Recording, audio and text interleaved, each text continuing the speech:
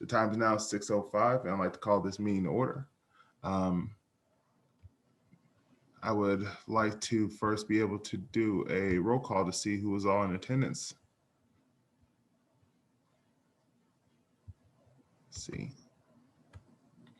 Excuse me 1 sec. There. So, let's see. Sorry. Upon calling this, the chair is seeking a motion for the adoption of the agenda. And Miss Waterman, if you could do roll call, and we will count that as the attendance. Absolutely. Director Brooks? Aye. Director Carter? Aye. Thank you. Director Graves? Director Kendrick? Aye. Director McGee? Director Townsend? And President Watchery? Aye.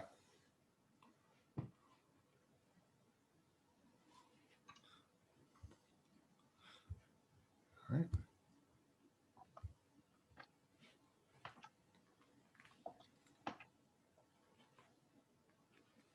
Leaves us, the agenda is adopted.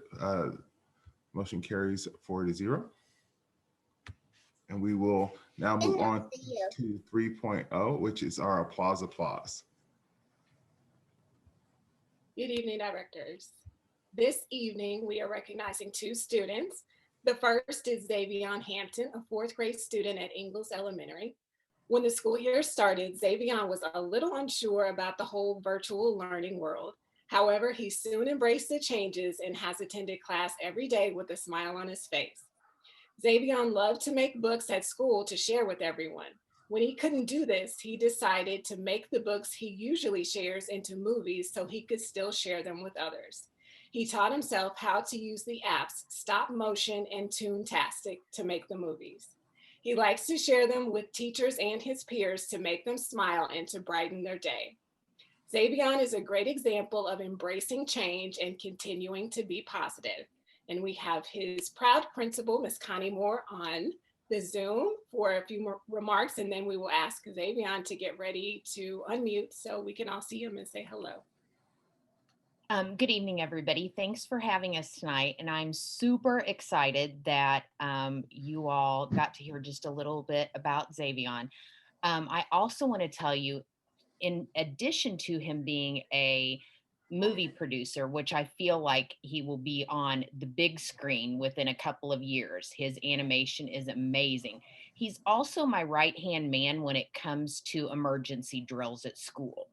I really don't know what I'm going to do when he moves on to middle school because he keeps me in line with the emergency drills. He knows the schedule. He knows exactly the procedures and the protocols. He helps me time them. He's just amazing. He keeps us very safe at Ingalls, and we are so proud to have him.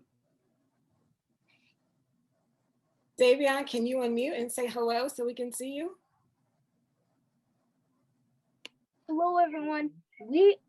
I am like a right-hand man, a stop motion maker, and a creator to make a lot of short films, and there will be a lot of things to do, like everything.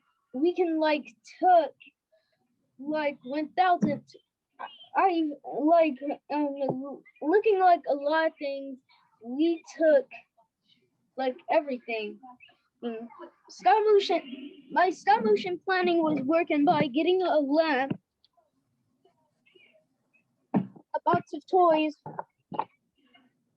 including I used a custom tripod instead of a tripod, because that can make everyone happy. I wish everyone could be happy until I reach to middle school, and I'll be working and today and the entire world needs to see my stop motion until I reach a lot of things. That's awesome. We cannot wait to see you on the big screen. I don't know if Superintendent Obing or President Watry wants to say anything. Yeah, and we can make a green screen. We can make a green screen event at the elementary. That'd be a good idea. That'd be a good idea. Hey, I'm very, very happy that you were here to present to us and tell everyone what you're working on. This is amazing. You did I would like to see some of your videos if I can. Okay,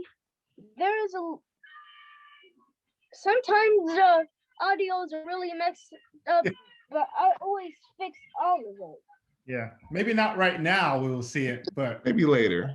Maybe later if that's okay. What grade is this youngster? And tonight, if I get older, then I'll be making a lot of stop motion around the world, and it will be a full long movie that you all can see. Yes, Xavion is in the 4th grade. Mr. Fourth grade, yeah. Look Fourth out, grade. Mr. O'Bean. Somebody's getting ready to kick you out and take your job. no, I think he's ready up for it. Thank you. He's ready. Appreciate it. And look, I am really a 4th grade to 5th to 7th grade stop motion animator, okay? Absolutely. That's awesome. And look, I'm glad. So 4th to 7th grade stop motion animator. So I'm gonna say thank you for coming, okay? And we're gonna continue to go along with our meeting. Is that all right with you? Okay. Okay, sir. Nice talking to you. Great, thank you. Thank you, Tavion. Thank you. Good Our job, buddy.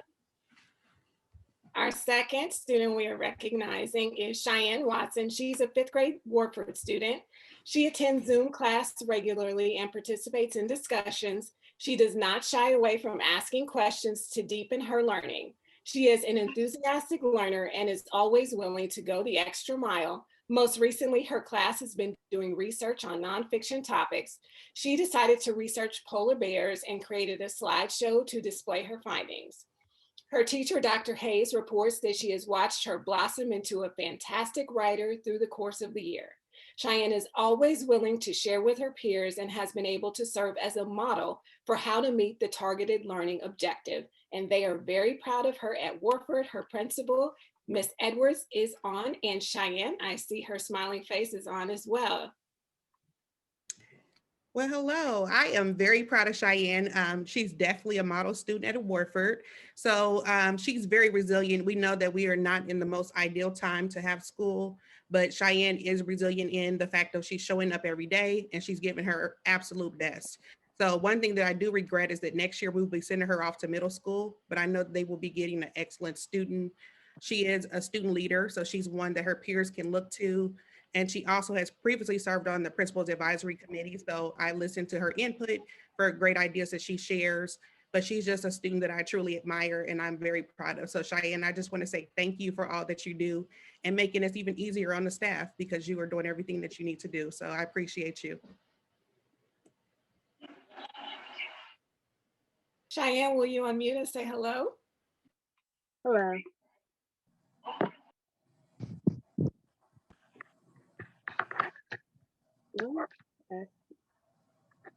Great job in everything that you are doing and being a model student. We are all very proud of you. Thank you. I try my best. Thank you. Hey, Cheyenne, how are you making out? Are you ready to get back to school at some point to see your teachers face to face? Yes, online school has been more difficult, but it's working out with the more classes we get. Excellent. Very impressive. Well, congratulations.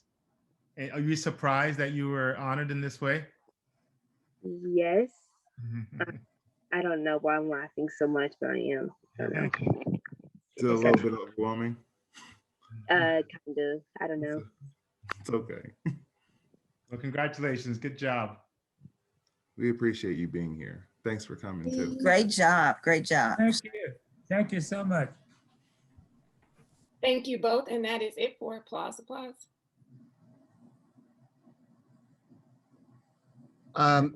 Next on our agenda, we have a presentation from Given the Basics, and that's exactly what it is. It's just the basic necessities of life that many of us take for granted. We've had a partnership with this organization for several years now, and they come through and provide our students with all types of personal hygiene items and other items that we just, again, take for granted, and they do it in such a dignified fashion, and we do it through our nurses. We do have Joni Shealy, who is the Director of Operations for Given the Basics, here to say a few words. Joni, I'm gonna turn it over to you. Okay, thank you very much. I just want to congratulate Giving the Basics for putting someone so really has a big heart for Giving the Basics, and that's Yvette Franklin. She has just really done such a wonderful job being a partner with us.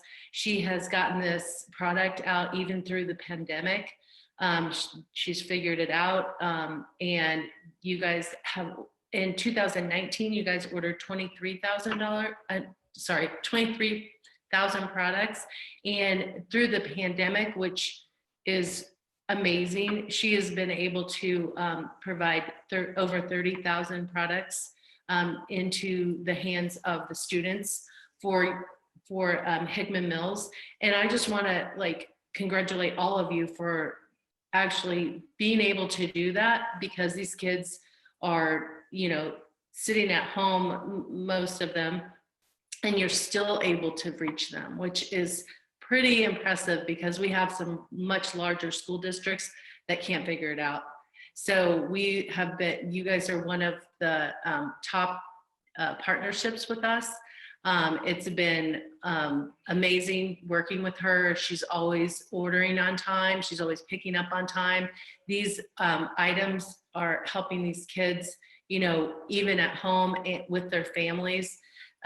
It's the basic needs that you can think of, anything to clean your body with, any deodorant or soap, shampoo, and it's just nice to be able to work with a school district that is actually cares enough about their students to actually go that extra mile and get it to them even during the pandemic, we were really impressed with your school district. You're one of our top school districts, and we just wanted to say thank you and congratulations for being such a great school district, really. If anyone has any questions about what Giving the Basics is, I'm here to answer those questions. So I'm just going to open it up for any questions if you have any. So, all right. And if there aren't any questions, I just wanted you guys to know what a great job she's doing and making sure that, somehow you're able to root her on and just make sure that she's getting some kind of recognition, because she's really doing a lot of work with this organization, and it's free product. So it's something that you're able to do for your students, and you've searched those, resources, and she was able to get this for free. So we're just really happy that we can help you all. Thank you, Joni. No questions, but thank you so much for taking the time to give kudos to one of our staff members, and thank you for partnering with us as well too. So look forward to continued collaboration. Yes, thank you. And I'm probably going to leave, but I loved applause. That was amazing. Great students. Thank you so much. Thank you again. Thank you again, Joni. I definitely appreciate it. And again, our nurses led by Ms. Franklin does an excellent job. And also they partner with B&G, because, Mr. Weekland and his team, they're the ones that go pick it up each month and deliver it to the school. So again, it truly is a partnership throughout the district. So again, thank everybody that's involved with that. Next on our agenda, we have a presentation from Trauma Smart. With us, we have Mimi Bachman, who is the Community Program and Prevention Manager from Crittenden's Child Center. She is the one that leads us with all of our work through our Trauma Smart. So she has a very brief presentation, and I'm going to turn it over to Mimi at this time. Thank you, Dr. Skinner. Hi, everybody. Just a quick disclaimer. You might hear my 1-year-old making some noise. He's having dinner in the other room, and we don't have a very big house, so you might hear that.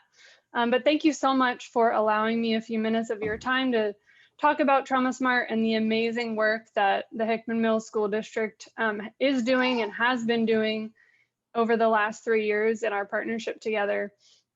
Really, as we walk alongside everybody in the Hickman Mills School District community as they are on their trauma-informed journey. I plan to just briefly explain the Trauma Smart program for those of you who might be unfamiliar with it, and talk about the history of Trauma Smart in Hickman Mills. And then I have a few just quick successes to share. And thank you so much for sharing this. So you see the picture on this slide. That's actually in the Ruskin High School hallway. We have been working closely with the secondary schools to use our model in the secondary level. And so we had an amazing photo shoot last year with Mr. Beatty. He really helped us out within Ruskin and then these students. But my name is Mimi Bachman. I'm a manager at Trauma Smart, like Dr. Skinner said, and we work, if you want to go ahead to the next slide, we work with Head Start agencies through high schools now. Head Start agencies, preschools, elementary schools, middle schools, and high schools. And we started in 2008 in the Kansas City area, in Kansas City, Kansas, and have spread since then nationwide. So we really are a prevention-based program. We are focused on building resilience and really equipping and supporting school education communities as they continue on their trauma-informed journey. And we focus on education of brain science, as well as the ARC model, which is attachment, regulation, and competency. Really thinking about how we as the adults and the community are the tools to creating healing and building resilience. So you see on the screen now our Trauma Smart approach, our model. At the center of that, I want to really focus in on the amazing trauma-informed care teams that are at the buildings within Hickman.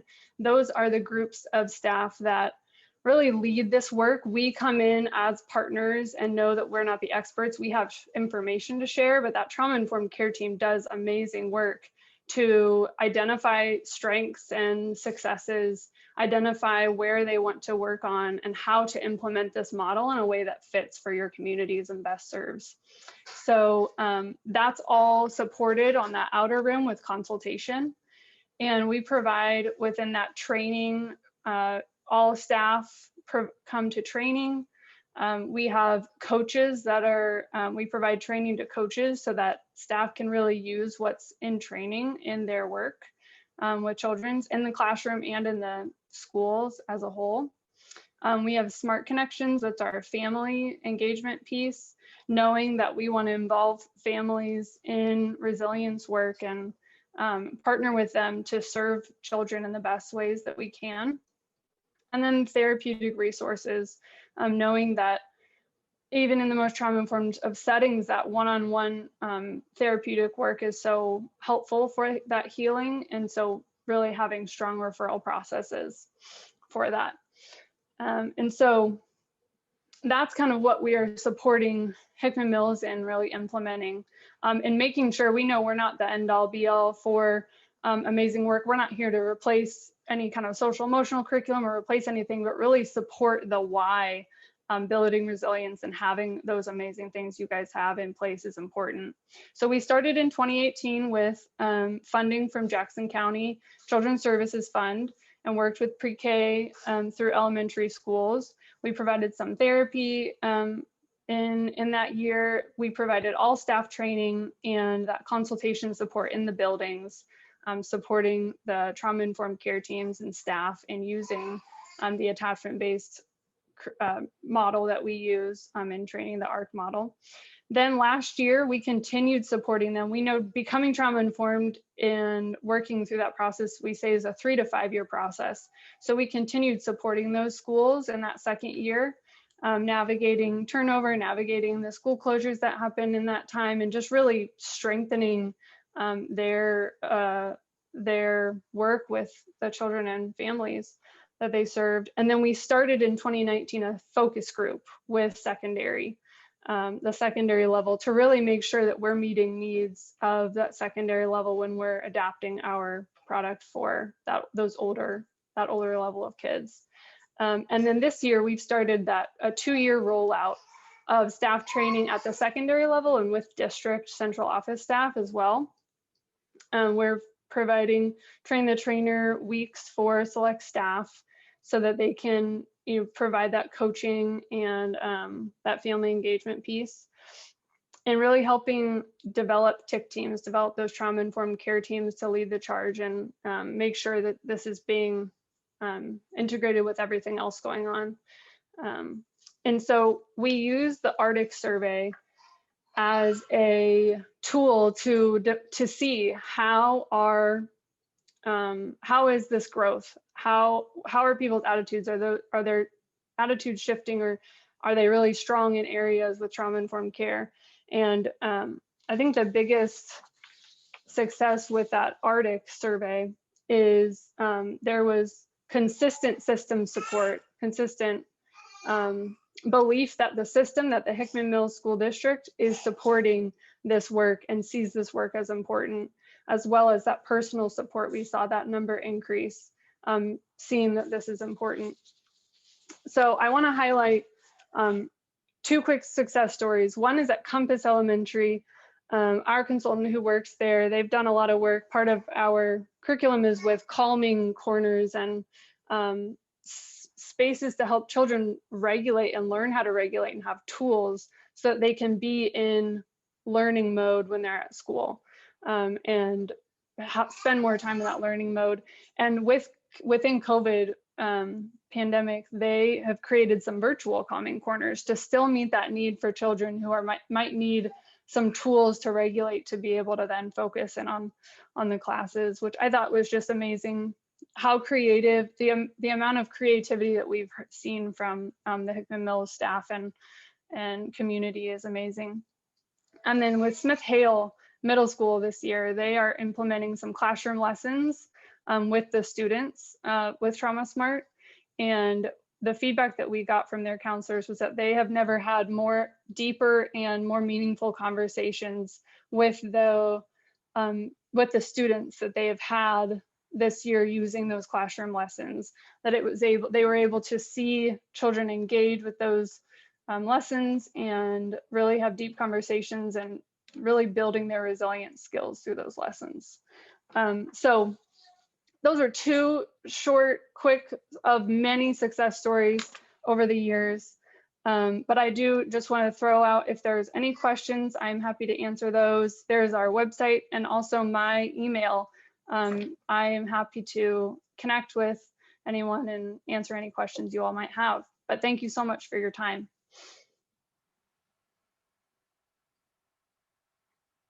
Any questions?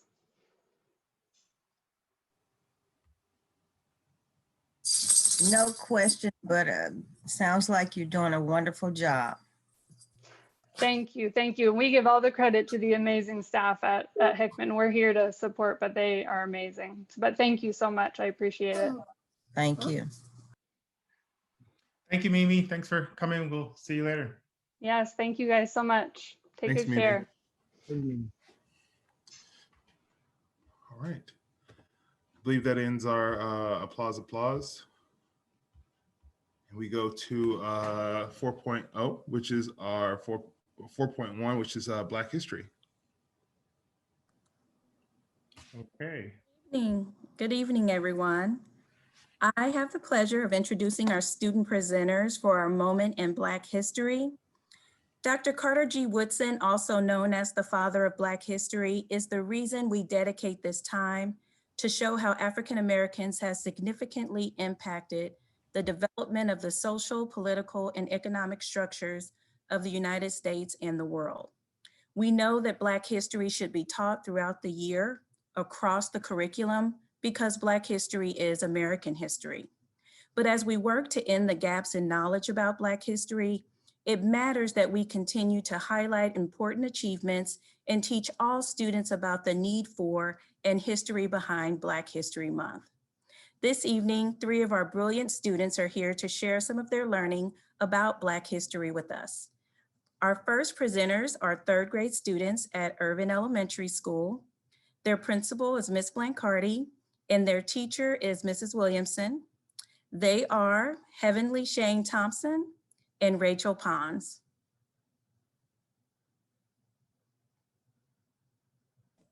Hi. There's Heavenly. I'm here. They have a presentation for us. So can we see if we can get that loaded? Share my screen. There it is. I think we have it here for everybody. See how the kids just know how to get the job done.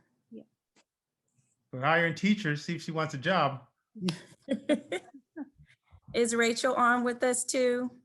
Yeah, No. she should be. Her mom. Yes, Rachel is here.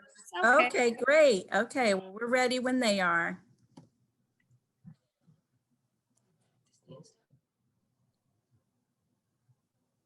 I think we go to the next screen, right? You guys ready?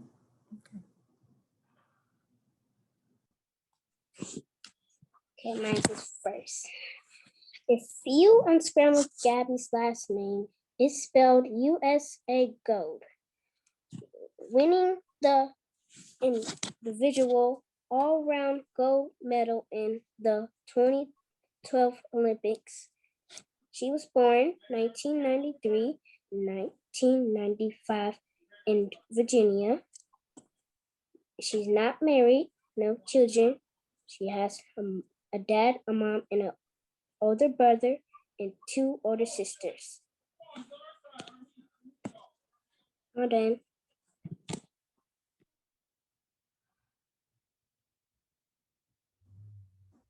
Okay, and then I think we have another slide.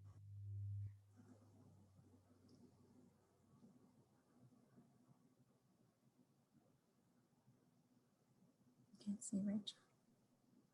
Okay, Rachel, it's your turn.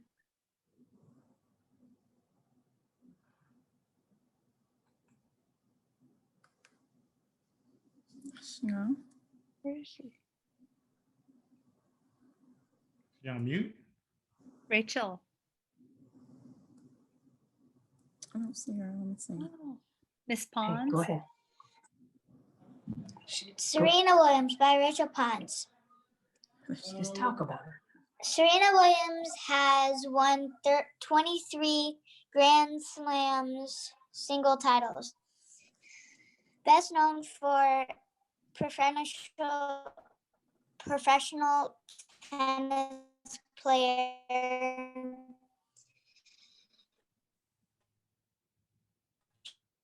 She started playing tennis at the age of 3. September 26, 1981, in education, the art in Fort Lauderdale. If she had never lived, no one would be confident and win many, many titles like Serena.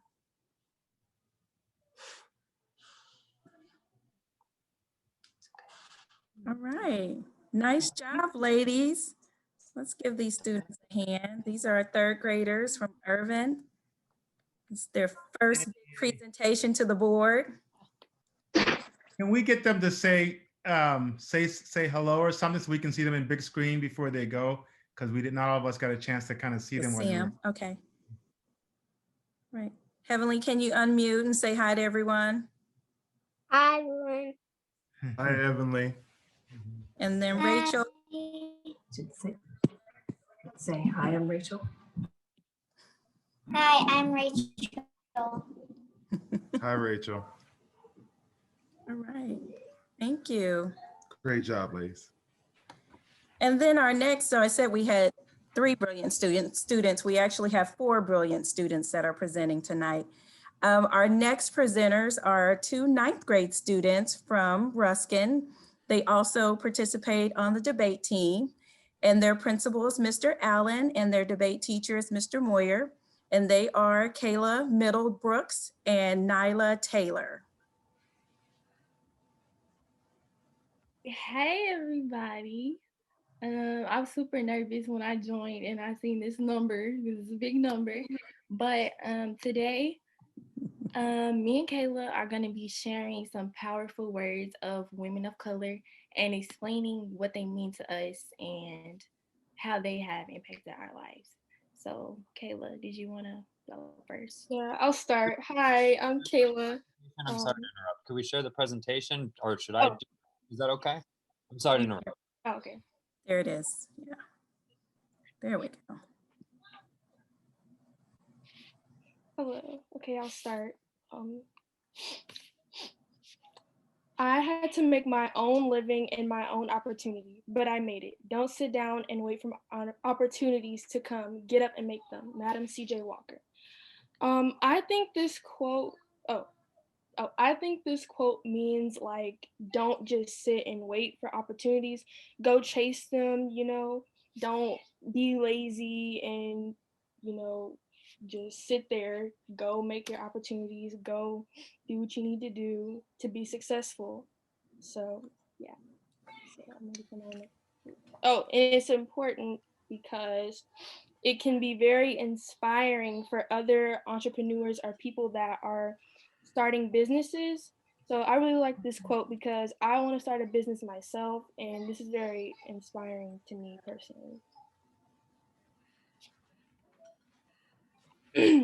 Challenges make you discover things about yourself that you never really knew. Cicely Tyson.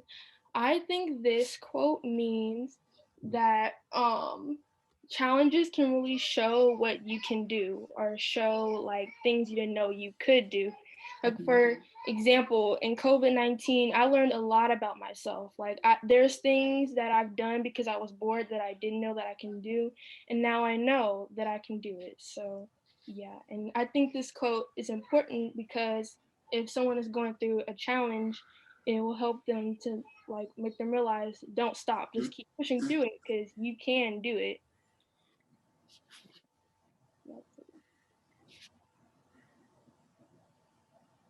Okay. So as soon as I was kind of explaining the outline of what I was supposed to present today, words of wisdom and encouragement, inspirational words from Black people and how their words affected me in the long run, it was a no-brainer. So when I think of words from strong Black women that have heavily impacted my life and my thoughts, Michelle Obama is the first person that comes to my mind.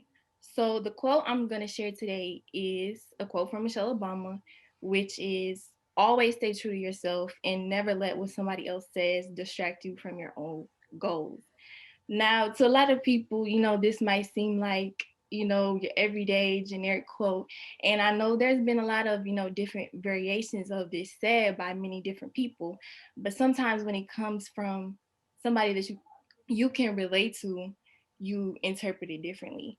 So I kind of had a story that goes along with it. So to take you kind of back a little bit into me, into my life, when I started school, I loved it. My mom is a teacher in the Kansas City School District. So as long as, I've been here, I've been learning. I mean, every weekend we're doing something to be moving, to get my brain stimulated, whether it's Science City or Pumpkin Patch, something. So ever since I started school, I loved it. Of course, in third grade, I started PEP. I loved that too. I was just loving school. I always loved it. So at the end of my third grade year is when you guys introduced Compass to us. And I, of course, was super excited about that. The whole concept, the extracurricular, everything, I was excited about that too. So unfortunately, when I got there, it wasn't the best experience for me because I don't know if it was because I was in a different place or because, it was different students or because we had, simply got older. But it suddenly became, less of a good thing to be smart and less of a good thing to respect teachers and to make bonds with teachers. It became less of a good thing. In other words, it became more looked down upon to, be a good student and to do the right thing. So for my fourth grade year, everything kind of went downhill for me and it really wasn't the best. And it got worse as I got older, everything just kind of, went downhill. behavior wise, everything. It just slowly got worse, and I felt not comfortable to be me and to be myself. So, in other words, that's why, this quote really relates back to me, because it's to always stay true to yourself and never let what somebody else says distract you from your goals. And that's something that I really worked with a lot over quarantine. I think quarantine came for the perfect time for me, because it helped me to find myself, and it helped me to realize that I don't have to be, I don't have to change myself to matter. And I realized that I'm me, and you get me or you get nothing, and not to change myself, and continue to embrace being smart and loving school and participating. So this is why this quote means a lot to me. Oh, thank you. This did an excellent job. Wow. Wow, that was wonderful. I'm teary-eyed. That's wonderful. You inspired me. Thank you for your presentation, both ladies. No problem. Say, is Moyer, you still here? Yeah. Yeah, come here. Oh, good job. Ladies, I would like to say good job, as well as Mr. Moyer, for being able to put this to, for assisting you guys with this. They're fantastic. It's all them. Yeah, I mean, these quotes, I'm really happy that you guys are looking at the profiles of Black women and being able to quote them and have inspiration to be able to make your own quotes as well. Ms. Taylor, very well said and very well put. I know you guys are necessarily nervous with all these people on this call, but still, to be able to come here and present and be able to speak on it and speak from personal experiences is to be vulnerable and to be very strong. I appreciate y'all so much. Thank you so much. Thank you. Thank you. Thank you, Mr. Moyer, for helping these young ladies. And ladies, oh my goodness, you're going to see probably in 10 years, 15 years from now, there'll be some young women speaking about you as an inspiration. Think about that. That could happen, right? So congratulations, thank you, and have a productive rest of your year. Absolutely. Thank you. You too. Thank you. They may be one of the ones, the first ones to walk on Mars. That's right. Right. Well, let's see. Well, with that being said, Moyer, I missed your beard. I'll say that before we move on. It's a mess now. I know, I see that. We'll be moving on to agenda item 5.0, which is audience comments. Now, public comment is open to any community member within a 2-minute limit. This agenda item has a total of 20-minute limit per our board policy. Ms. Waterman, do we have a list for those who want to give public comment? We do. Okay. If there are additional, if you wish to make comment and you were not able to sign up, please raise your hand or please state your name. I'm going to kind of allot about a minute or so for those names to get in before we begin.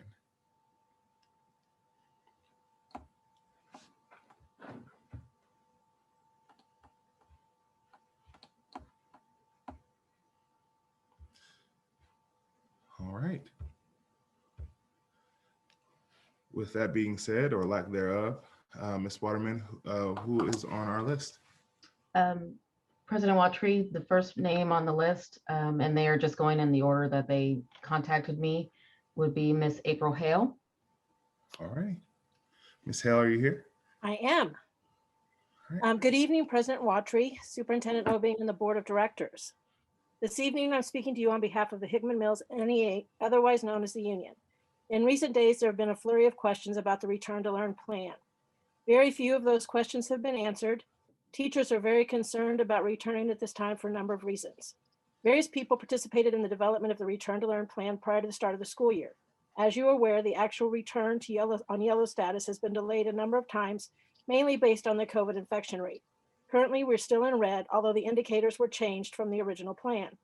As the development of the vaccine became available, the plan shifted somewhat, And on January 26th, 2021, an update was issued. It states, Hickman Mills C-1 Schools is partnering with Truman Medical Center to provide COVID-19 vaccine for all HMC1 staff who would like to be vaccinated.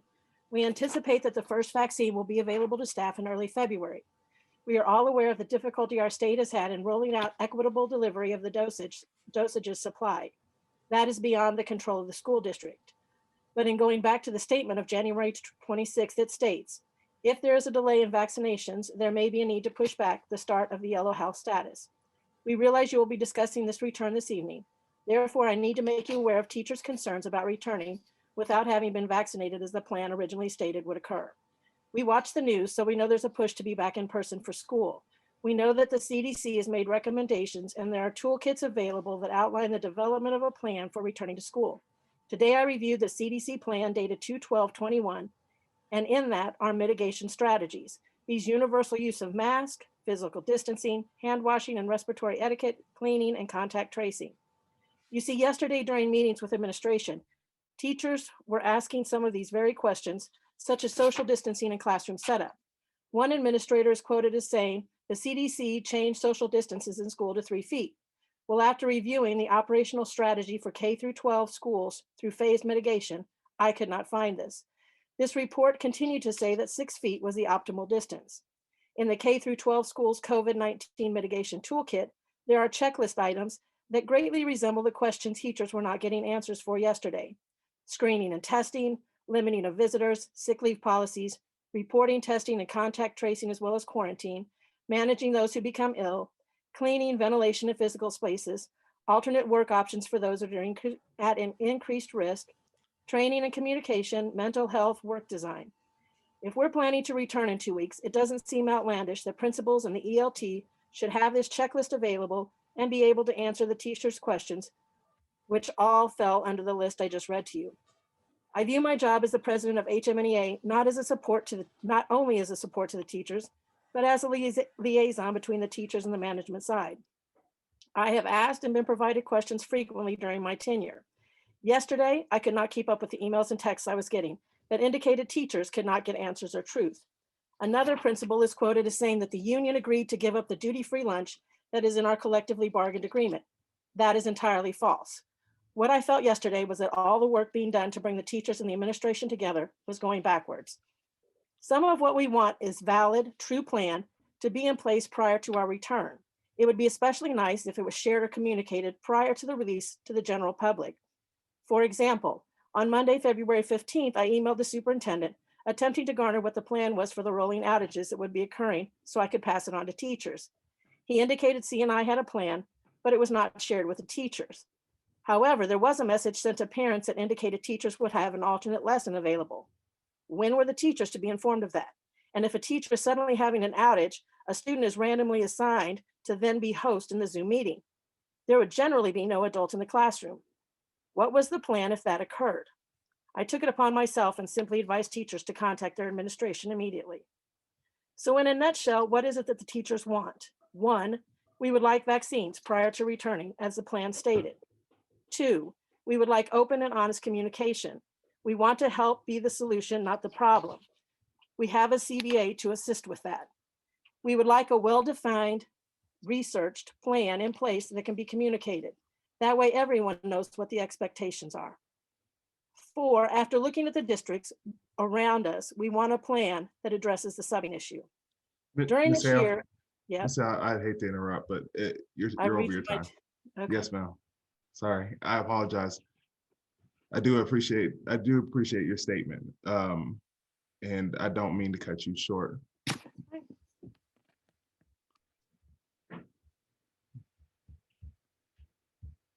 President Watry, I will move on to the next person in line. I have Judy Giovanni Halter. Ms. Halter. Okay.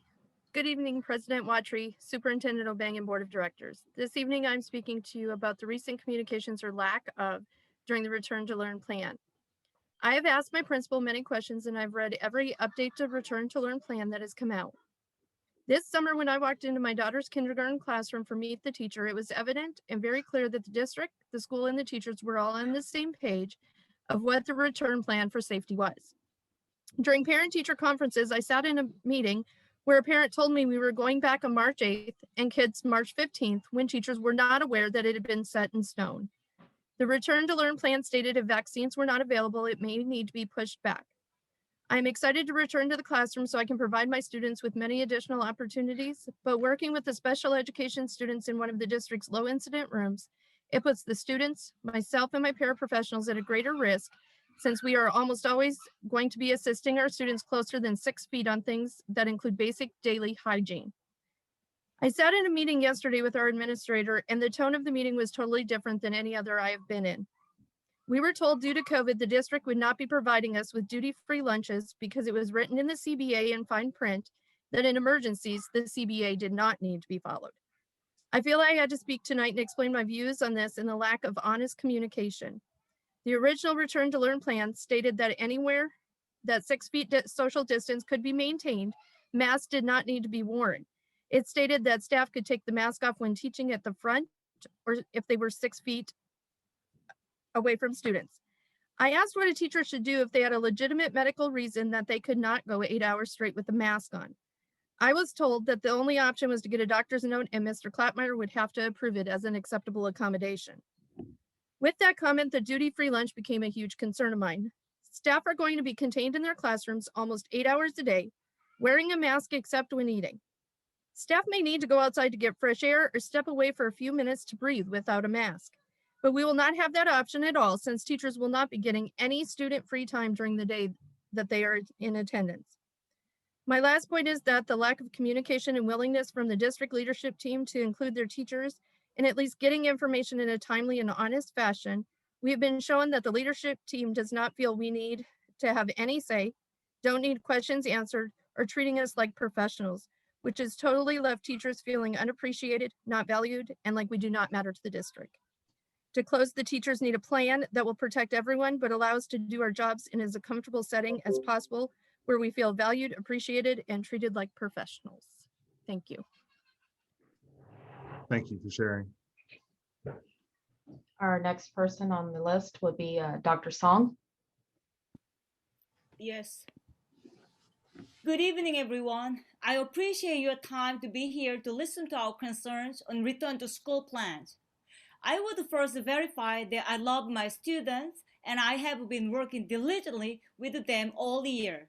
I would love to be teaching them in person, but the reports about how safe schools are always reporting schools that follow CDC guidelines, and there is very important medical advice from Dr. Anthony Fauci, Chief Medical Advisor to President Joe Biden.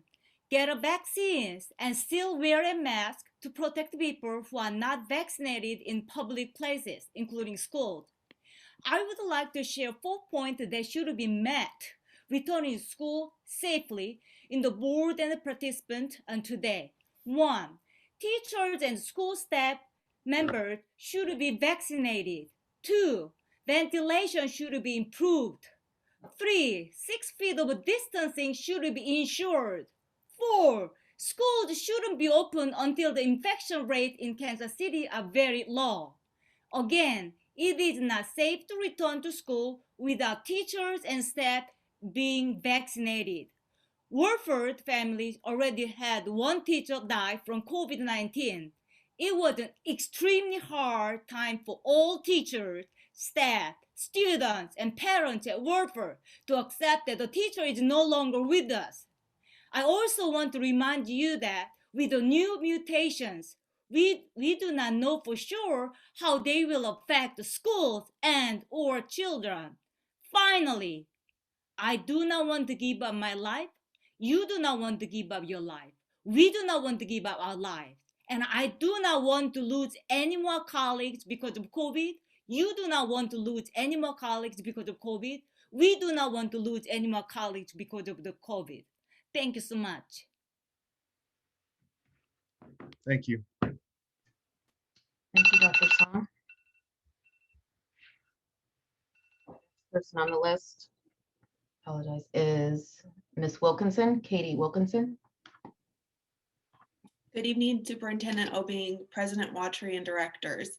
My name is Katie Wilkinson, and I am a first grade teacher in the district. Mr. Obing, as you may or may not recall, I emailed you after the last board meeting about the decision to return to in-person learning.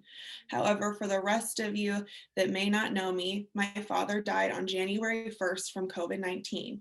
It has devastated my family. We were careful, we wore masks, we quarantined, and he still contracted it. And after a month of suffering in the hospital, he died. He was 66 years old. I never want anyone to feel the pain that my family has endured due to this horrendous virus.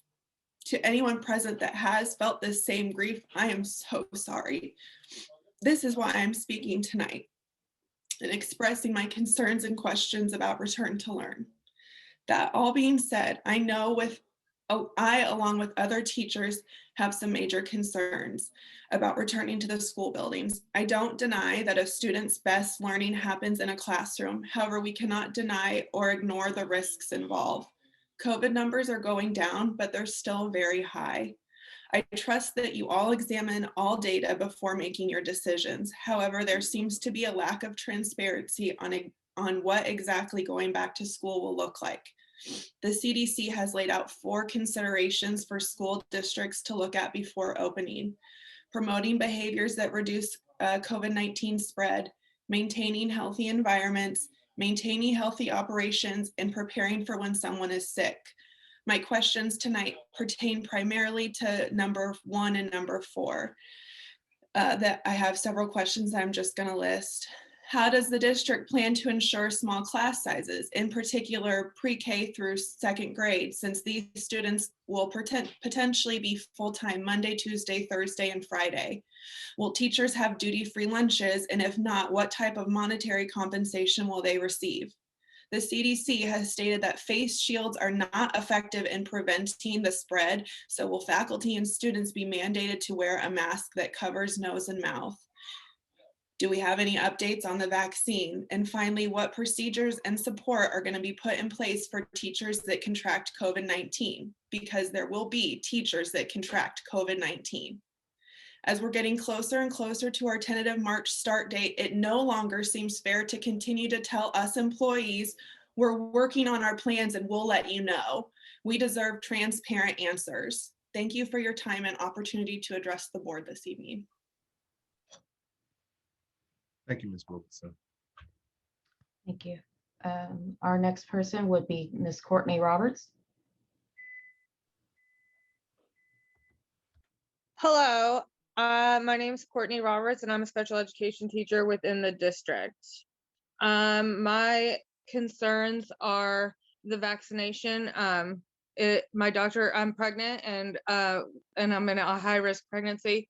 My doctor has recommended that highly recommended that I get vaccinated before I go back to school. We were told we were going to be vaccinated at the beginning of February. We are now past mid-February and haven't had any updates. We were at one point getting a weekly update and for the school, and we're not getting that anymore. So I just feel like communication has stopped and we're being left to just wonder. So that's my biggest concern. I also have concerned parents with kids who push into classrooms, and they're scared that their kids are going to be exposed because they're going to be in different classrooms for different subjects or for specials, moving from like my room to the general education classroom. So that's my concerns. And I'd like to concede the rest of my time back to April Hale, if that's okay.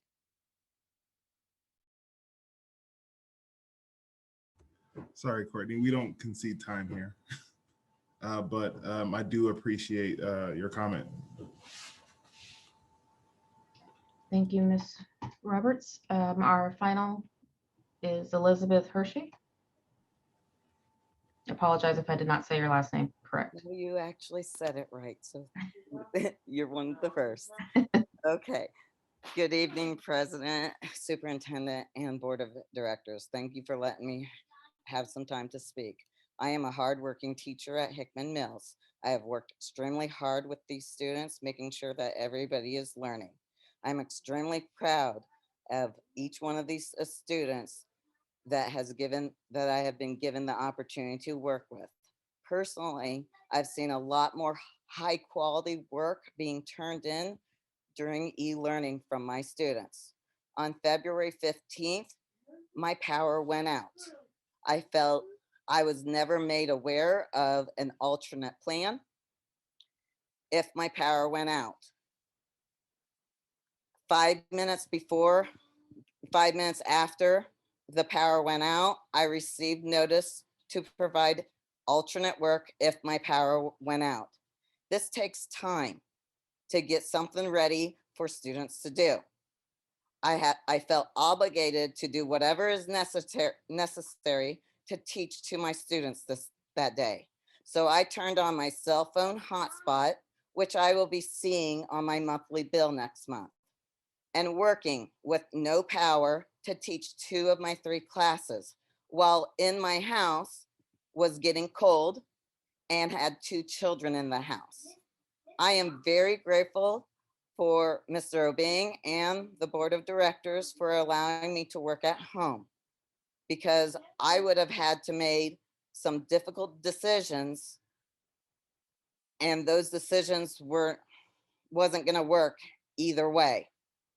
I have 2 boys with disabilities. One is extremely severe, and he is 18 years old. He is high risk to get COVID.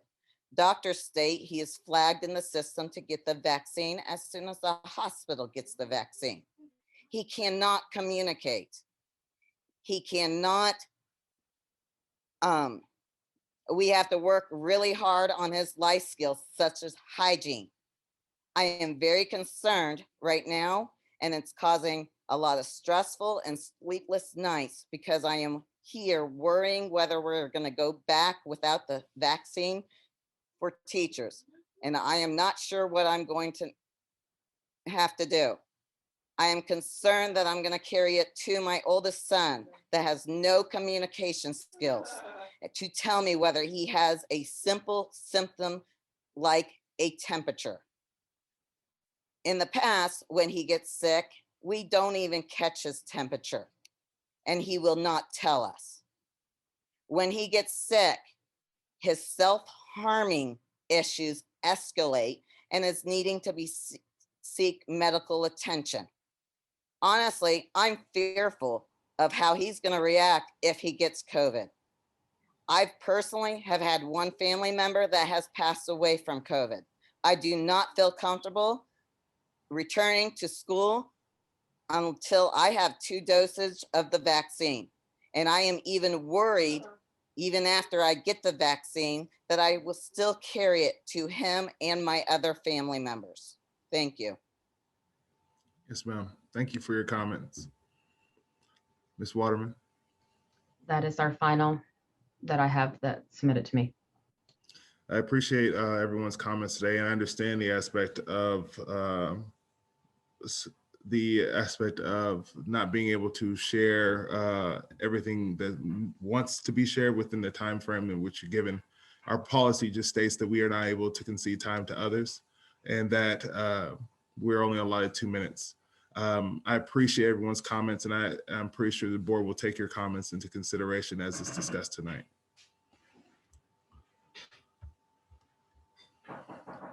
With that being said, we will be moving on to item 6.0, consent items, where 6.1, in which the chair is seeking the approval of the consent items. I move that we accept the consent items as one. Which one is a 1.6? Is that the first consent item? I can't see my it was 1.6 through 1.5. 1.6 6.2 through 6.5. 6.2 through 6.5 consent items.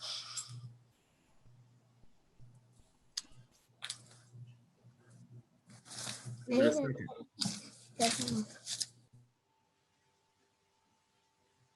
A second. It's been moved to second. I'd like to call it to a vote. What, Mr. President? I'm getting some, hold on.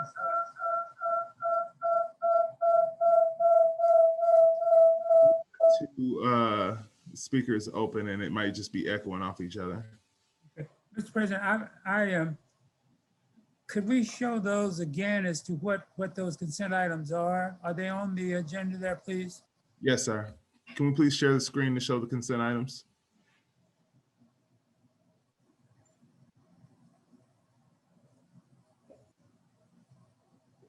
And which ones are they, please?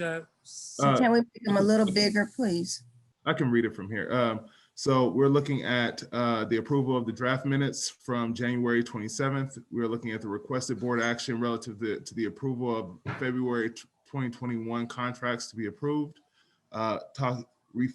refunding, and also talking about the requested board action relative to the approval of the removal of surplus unusable textbooks and library books.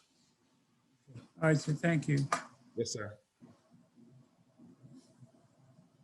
With no further comment, we'll move it to a vote. Mr. Brooks. Aye.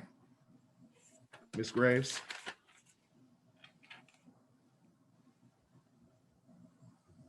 Ms. Graves. Aye. Mr. McGee. Aye. Mr. Townsend. Aye. Ms. Carter. Aye. Ms. Kendrick. Aye. Chair votes aye. Motion carries 7-0. Now on to agenda item 7.0, executive summaries and information. 7.1, financial management systems staff salaries. Mr. Obeng. Mute. Thank you, President Watry. Kenneth, I will attempt to share because I have a PowerPoint that we're going to go through. Okay. Thank okay, you. Sounds good. I said attempt. So, I'm working on it. let me see if I get the right one. Oh, there you go. Okay, got it. Let me.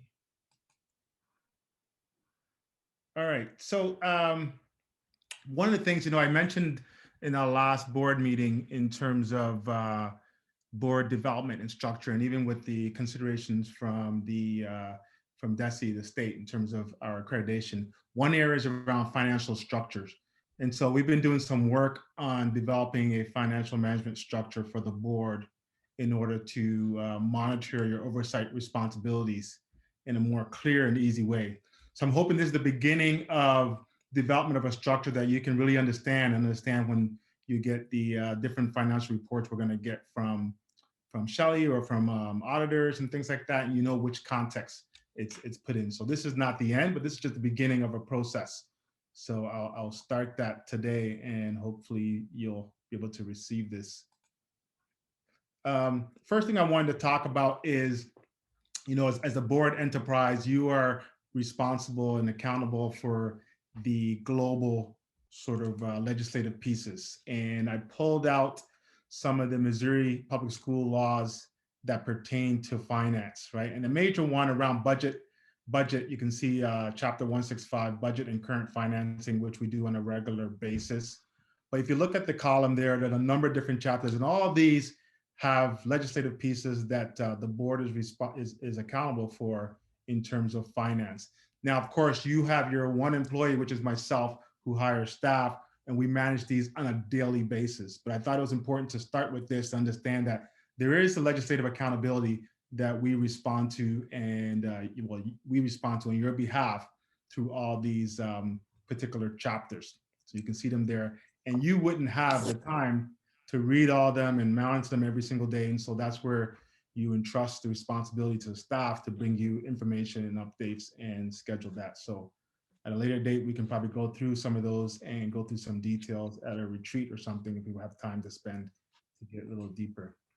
The next level I wanted to speak about is at the board level, the policy level. So now we've got the governmental sort of obligation around legislations, whether they're federal or state legislations. Then we move into the policies. We have a policy BA that gives the powers and duties to the Board of Education around implementation of the work that happens, which is through finance. And if you look on our policies, some of the fiscal management responsibility under policy D, the section D has a DA, which is around fiscal responsibility, DB is around annual budget, and DBB, which is fiscal year, right? So those are the main policy pieces that we should be referencing as we're going through. And we do that as staff, but I want to find a more explicit way to let the board know that, okay, we're following our legislation, we're following our policy, and this is what we need to do. And we'll be developing some tools to help you do that. Okay. So we're starting right at the base, at the beginning, financial training 101. We're going to start because everyone's at a different continuum. Some have experiences with corporate entities and finance, and some don't. And also for staff, it's a learning process as well too. So we got to find different ways to help you do your big picture oversight responsibilities. So we'll do that through, we'll start doing some financial presentations to give you information and clarity around that. We will do that through our auditors and our accountants, have them do reports and information to us and to the board. Definitely we will use our board retreats. I know we will have one for sure this summer. We will have some new board members as well too. We should go through a whole financial structure piece and any other orientations the board may see. We'll continue to collaborate with MSBA around different governance structures and actions and resources that we can use to ensure monitoring of the finances, but also other fiduciary responsibilities that the board has. We also have MESA, which has resources and training through superintendents that we can utilize to do that. And I want to say once again, this is continuous training development. So we're not saying we're going to have one session and everybody's going to know everything, because that's not possible. But we're going to continue to kind of build your capacity around the monitoring, and we're gonna do our best to try to manage that for you. So I've kind of put this together to kind of hopefully explain when I've been talking about a financial management system, right? So this is what it essentially looks like. I'm trying to move my pictures here. Okay, so at the board oversight work. So if you see on the left-hand column under policies, all the policies around financial and fiduciary responsibility fall into these three categories: either financial conditions and activities, financial planning and budgeting, and asset protection, right? And then I've kind of highlighted over here some actions the board does to help with that oversight. One, you have an external auditor. Many districts might have an internal auditor as well as an external auditor, which gives a double check to that. We haven't got there yet, but something we'll talk about. But we do have an external audit, which we do every year, which is great. Monitoring mechanisms. So we're going to provide you some tools that you can be able to look at and be able to say, oh, okay, we're in good shape around here and around there without a lot of conversations or detail, right? Internal reports that we will bring as staff. And then sometimes there's direct inspection, whether if it's around the response to a management letter from the auditor in terms of specific areas that we need to improve on, that we can bring a direct inspection and do that, and anything else. And if you see on the next part of the framework, there are 4 categories here. One is around a stakeholders review, communication, transparency. How do we communicate our financial state to these different stakeholders, the district level, schools, school partners, and economic partners, right? We have many economic partners that we probably don't even think about in terms of the firms and accountants that we work with for things like bonds and operational budgets, but also our DESE staff that we work with, that we provide different reports and things that you don't see on a regular basis.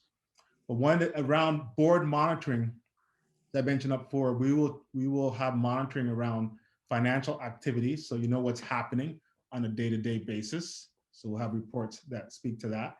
And we'll have monitoring around financial planning and the budget, which is a big thing that the board approves in June, and then asset protection. Now, asset protection, you can go and get into it later, but partly is looking at our umbrella insurance policies that covers our assets that we have and make sure it's inclusive of all different things, and also following some of the federal mandates around procurement, around assets and things like that. So we want to ensure we have those kind of things in place.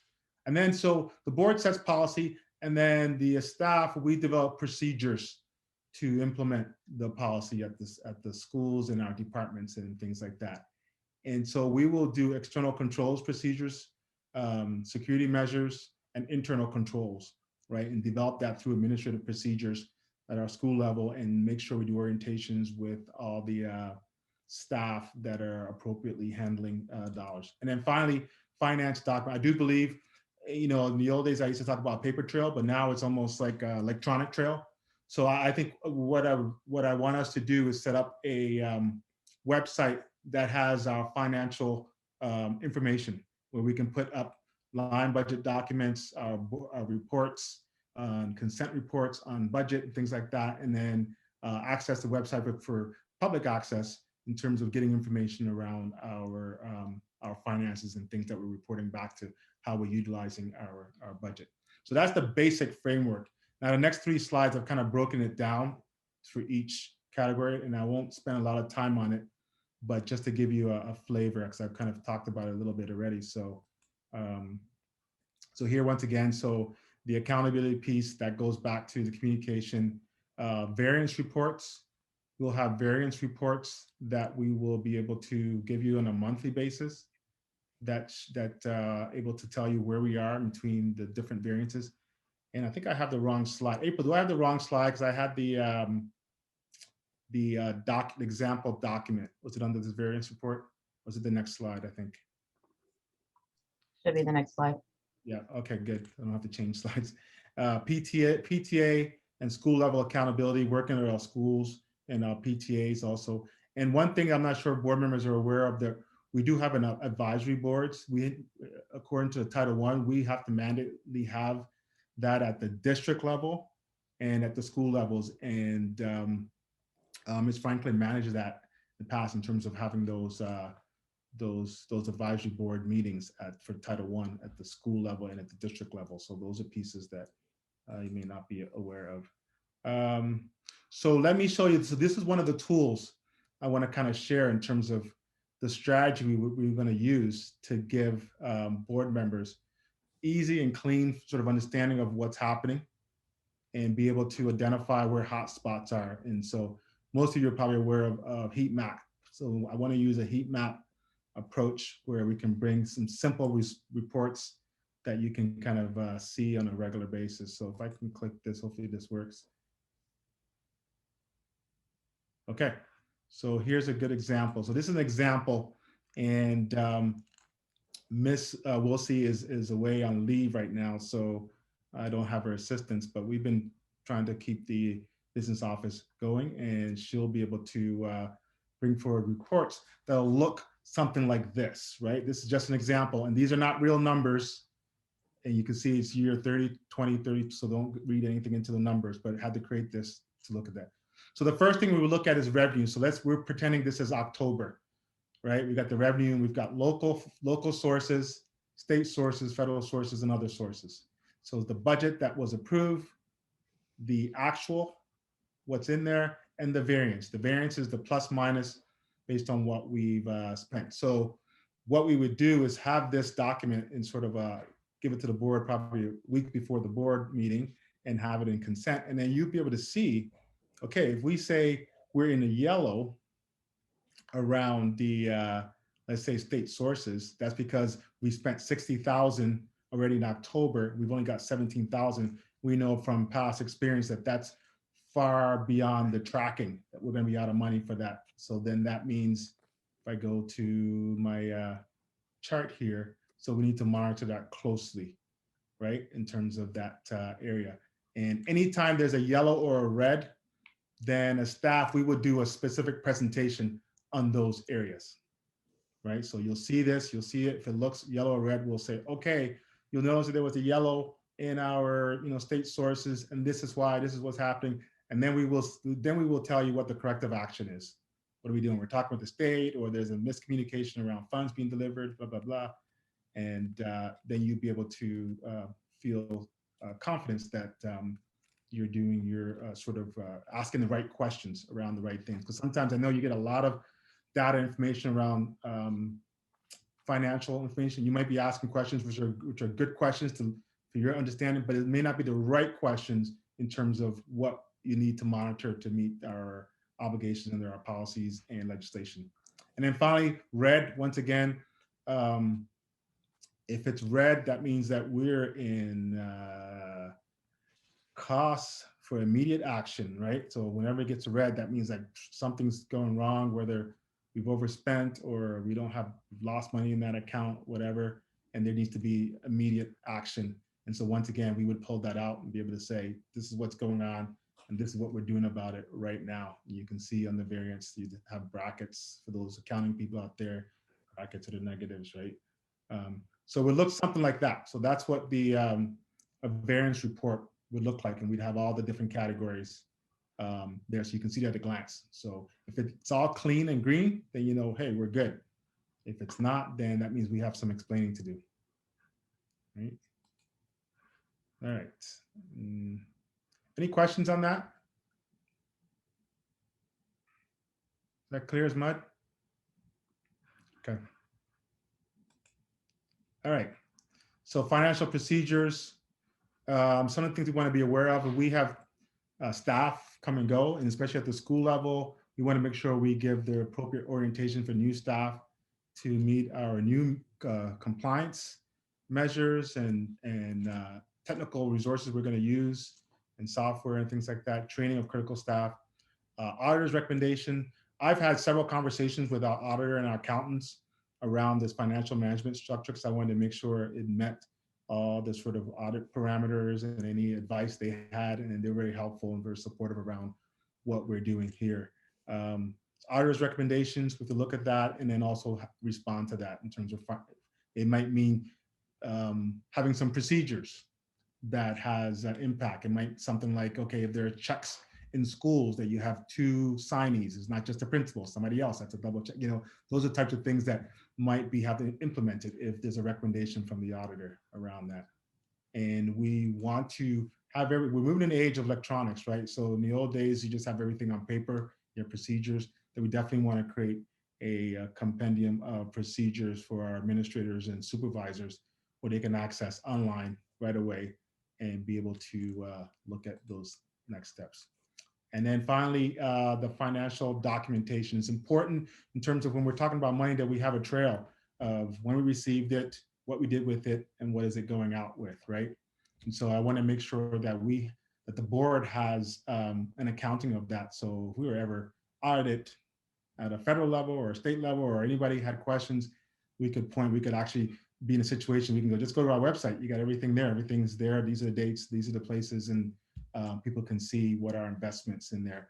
I really want us to have a special site just around the bond alone, because that's a considerable amount of money, and to do updates on what's happening with the bond in terms of the development of that, and then have people be able to see that even if they don't attend board meetings. That nature. Okay. Now, this is the stuff I like to play with. We're getting to, so some of the strategies that we need to do to continue to increase our revenue. We want to generate revenue. We want to decrease expenditure, which will help our fund balance at the end, right? So grants and grant contracts. We've done some grants, but we're looking at being more aggressive about getting grants. Been in conversation and currently working with a grants company that's really defined. We're leaving millions of dollars on the table each year in terms of our district. And there's free money out there that will support many of the things that we're doing. We need to access those things in order to do that. I will show you this year, we've been kind of tracking, I've been kind of tracking some of the grants and things that we've gotten. And so we can look at that, make sure we get the same next year, and look at how we build on it, right? So you can see grants that are awarded. There's a number of grants that we got in the fall from all these organizations. And then we had federal grants that we had to apply for. And those are very lucrative at times in terms of things get announced out, but you got to get your dollars in quickly. And so this was about, I didn't put it up here, but we have another data sheet that we've tried to do cost savings. And every year we'll look at that where we can do some cost savings. And we saved about $3.5 million already this year because of cost saving, and also looking at a strategy of economy of size. A good example would be, let's say, photocopiers. If we have every school and every building has their own photocopy contract, right? It doesn't serve us. We don't have the economic power to bargain with the companies if we do one large contract and say we want it distributed to all the schools and we can get a better price based on economy of size. So I've asked the business office to start looking at those type of things, and that'll help us gain some dollars. Now, let me highlight, I don't know if you can see this up here. This is the SR grants. We received SR CARES money at the beginning of the year, and now we're slated to receive $12 million more from the federal government through the state. They haven't released it yet because there's also what's called GEAR grants that are coming, which is about 24 million for the state, and we don't know what portion we'll get of that, but they're going to roll it out in a way that's going to help us in terms of being able to put into our bottom line and being able to support things like reentry in terms of we needing more resources and supplies for classrooms, for students and for teachers and for support staff and things like that. But you can take a look at all different types of federal awards that we did receive this year, and things are moving. Any questions about grants and cost savings? Okay, any answers? No? Okay. All right, so I already talked about expenditure decrease in terms of economy of size. So I think we're doing pretty well to start off this fall, considering we're in COVID, in both strategies. And at some point, I will bring something around the grants with the company I'm working with to see how we can garner more dollars that will help some of the programming and things that we have.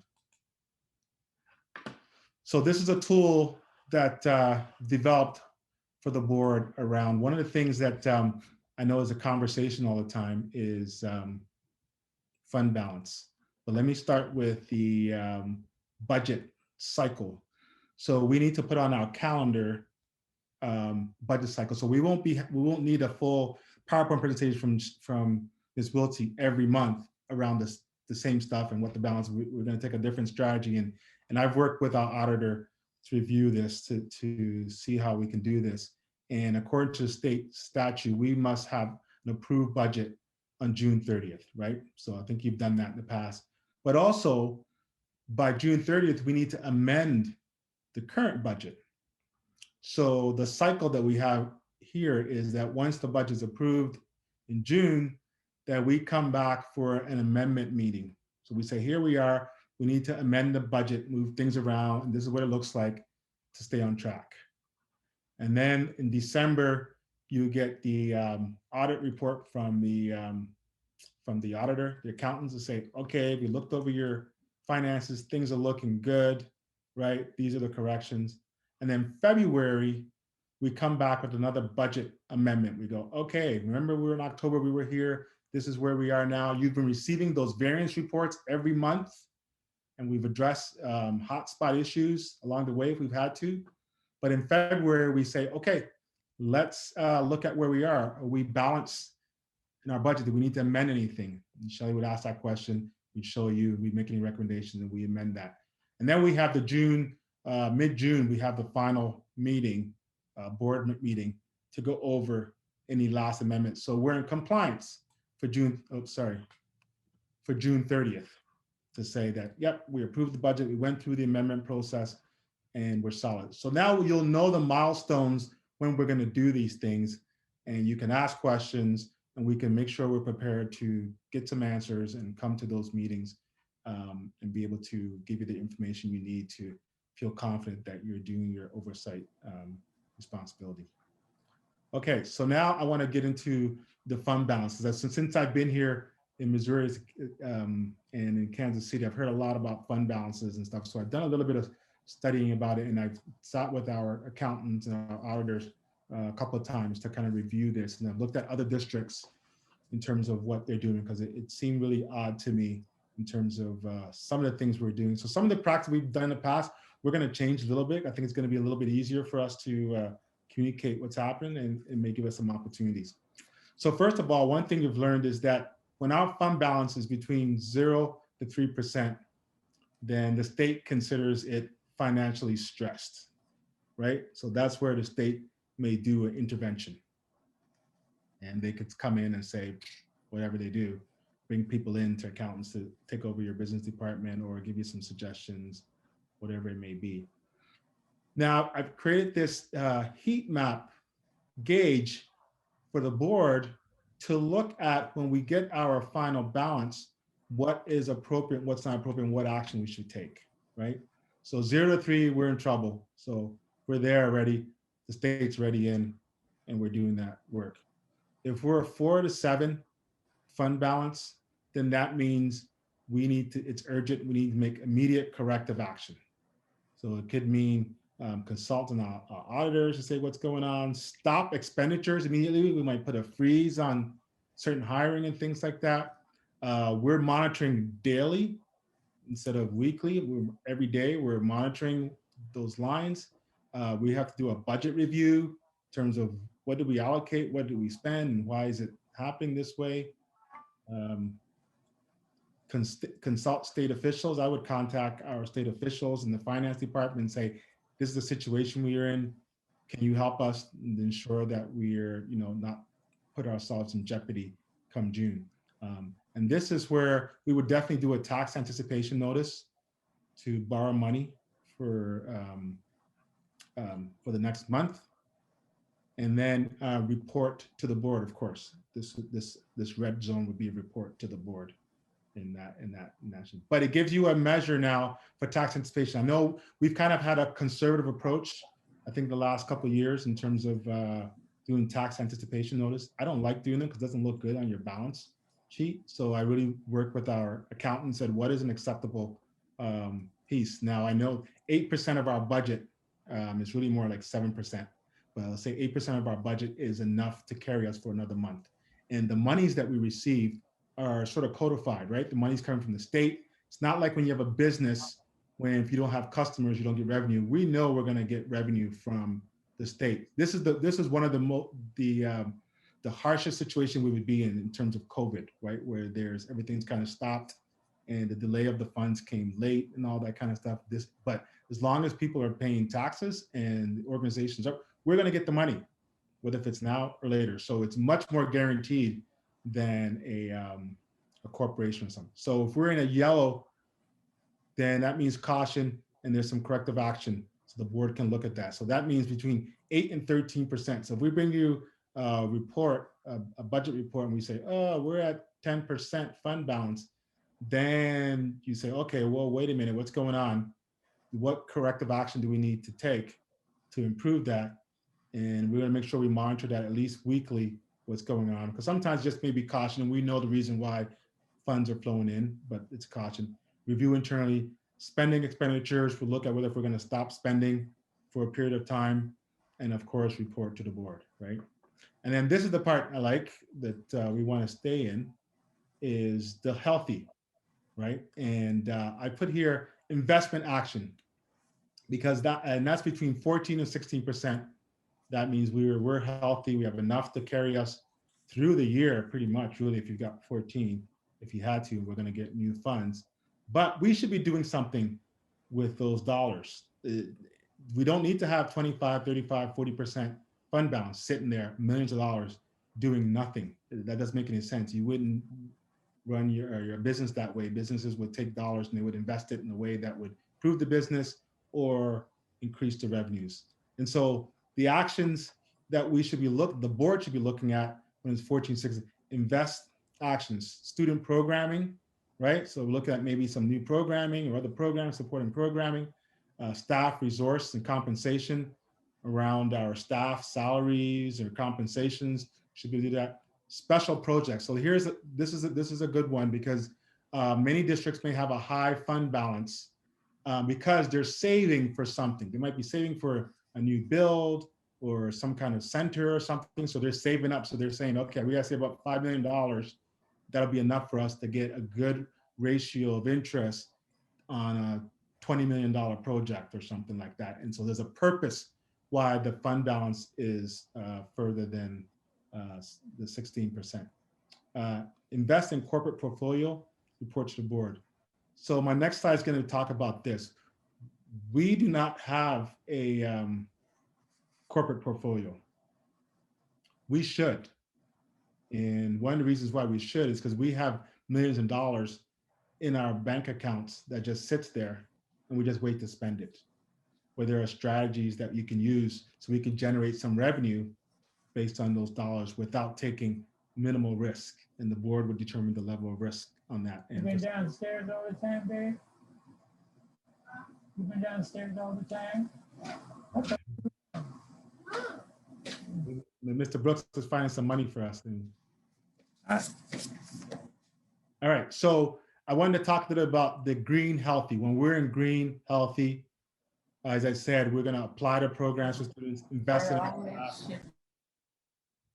or special projects, or invest in a financial portfolio. We have none now, so there's an opportunity to start.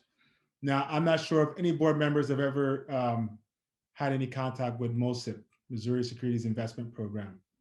Is there anyone that has had some experience with that? Okay, and as far as I can tell, in our paper trail, we haven't done anything like that. But this was established in 1991 for public entities, for school districts as well, to be able to invest your dollars in a way that be low risk and generate dollars for you. So there are two different categories. We could say if we said, okay, we want to put $200,000, which is very low risk. There's liquid series, so there's a series of different products we could put our dollars in. And then there's a term series. So you can say, okay, we want to, for 90 days, we're going to put $1 million because we know we can do that. And we're going to get 4% interest. Or we can do the liquid stuff that we can just grab today if we needed it. If we put in, 50,000 and we said, oh, we actually need that money, we can take it out without any penalty. And that's regulated by the MOSIP, the Missouri Securities Investment Program, that's aligned for that.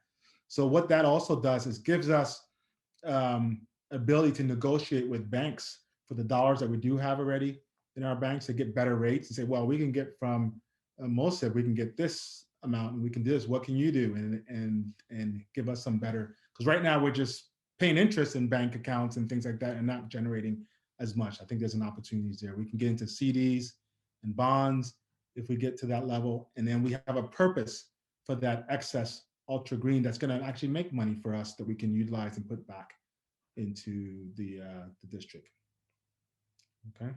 Any questions on those last two slides? Nope. Okay. Once again, no answers. Okay. So we have a next section that I'm gonna ask staff to speak to, and it has to do around we're healthy right now in the green and where do we want to go. But I wanted to get the board's recommendation for us to continue developing this financial management system and continue to develop structures to help you manage your fiduciary oversight. So, so I pass that back over to you, President Watry. I'm not seeing many questions, but it sounds like people are on board for us to continue to develop this, and we'll start introducing different strategies. So here's the recommendation from the superintendent, and I put that to you to make a motion. Mr. President? Yes, sir. To Superintendent O'Bean, I heard that sly remark about raising money, and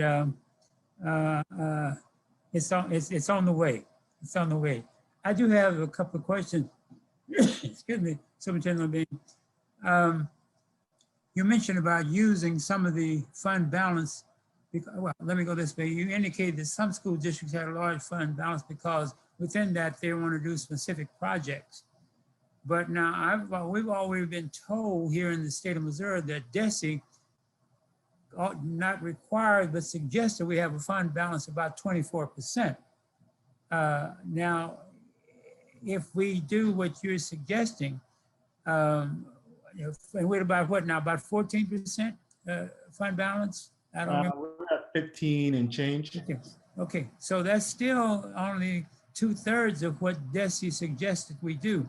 Now, you know, the purpose for that is, I'm not telling you anything you don't know, is that if we have something where we have a shortfall, we can then at least keep the doors open, pay the teachers and have the students and all for at least about 90 days. That's what I understand that fund balance was that reason. If we end up doing as you're proposing, what happens if we do have a shortfall and we need to reach back and get some additional funds to keep things going? What happens if we then use some of that for some capital improvement or some special projects? Yeah, so first of all, let me address the 25% thing. I've been asking anyone, I haven't seen that in literature anywhere. I put the question to our accountants to ask that and he said no. And that's where we came up with the 14 to 16% was healthy, right? Because I know that was a question I keep hearing that and I go, okay, where is that? Who's saying that? So, but it's really the 14, 16%. And the other thing is that if we put the right measures in place, we should see it coming, right? So we'll be in red, we'll get a red mark or yellow mark early on that, oh, funds aren't coming for this. So it shouldn't have, so we can respond immediately and make sure we're prepared for the next. It might be freezing certain things and those kinds. That's how we monitor our finances and make sure that we're in good shape and be able to invest. Let me ask you, is Miss Wilson on this evening? She's not. No, she's been out, but she has been part of this conversation. Yeah, because I think we have been stressing, along with, she's been stressing that we work towards that 24% fund balance. Now, my other question is, as we move towards the new budget that you'll be presenting to the board soon, and the new contracts for teachers, various organizations, nonprofit as well as profit, the corporate, they will give us school districts money for special projects. They won't give you money for operations. And I'm wondering if as we get some funding from these special projects, if there's any way that we can shift some of those funds, unless they are designated for just one purpose, shift those funds and then use some of the funds in our general fund to increase the beginning salary as well as increase the salary for teachers and other employees. Absolutely, you're way ahead of us. That's the next part of the presentation. Well, I was just trying to stay ahead of the curve.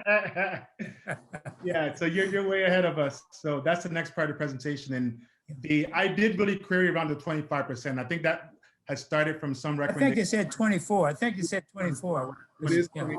It is 20. And I know what's practical and what we can do, which gives the board some more flexibility to actually be more aggressive around reaching our goals around achievement. So we can really target some of those things, because it doesn't make sense to me, us having $20-30 million sitting there, and then we just keep carrying it over every year.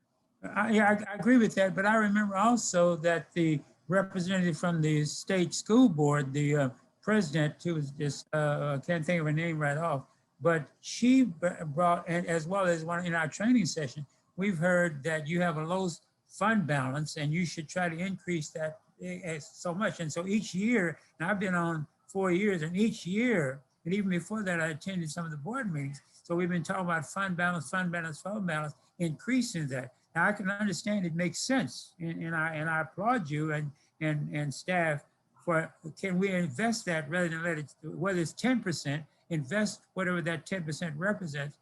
Although now the investment isn't too good. Wall Street is not doing well for us now, but it something beats nothing. And if it's just standing there with zero, even if we didn't get, I think, $100,000 these days, you only get about 87.87% return on $100,000. So I get millions, you get just a little more. But I guess my concern is that maybe we ought to make for sure that DESE is not saying to us, you need to work towards the 24% fund balance. And so we can get that straight, because it's been thrown out ever since I've been on the board, and even before that. There's nothing in legislation that said there might be just people's sentiment that that's what you should do, and that's probably a conservative view. But I know that, and I asked this explicit question to our accountant, who does many school boards, and I said, okay, this is what we're going to go with. Do you have a problem with this? He didn't have a problem with this number, because that gives us at least 1 month ahead of time, the 4 to 7%, because then we know that. This is where the state intervenes, and we're at 0 to 3%. So that's a long way away from trying to get to 24 or whatever. But anyways, if we want to actually make the gains that we need to, we're going to have to be more strategic around how we utilize our funds and be able to move I guess forward. my last question, Mr. President, to the superintendent, and I think it's a great idea again, and let me repeat your thoughts about it, investing this amount that's just sitting there, regardless of what the amount might be in our fund balance. But I would hope that, and I won't be around for you all to curse and to talk about after March, after April. So, but I would like to make, I'm still a taxpayer, and as I paid my taxes, I am a good taxpayer based on what Hickman Middle School District gets out of me. But seriously, I'm wondering whether or not some of that fund balance, and I kind of repeating myself here, could be used to where we're not number 10 in terms of beginning salary for teachers, try to increase that if the money can be used, as well as whether than a one-step increase for teachers and other employees. I guess that's my final comment. Brooks, why are you stealing my thunder all the time? Oh, I'm sorry. Well, I got to read your mind. See, great persons think alike. You know how that is. Thank you so much. Thank you. Just to assure you, President Watry and board, we would not be taking any action around anything before we brought it to the board. So we decided to invest $100,000 into a high interest bank account or something, that would come to the board first.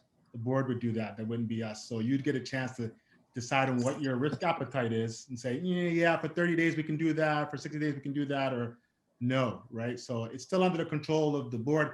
I'm just trying to set up a structure to give you the tools to get the things we need to get done, and to give you some of those options. Right? And before you go any further, I'm not trying to reiterate this point or beat a dead horse, but it is MSBA, the Missouri School Board Association, is the one who states that we should be trying to reach for 21 to 24%. I think that's where Mr. Brooks is getting those numbers from. Right. Not DESE.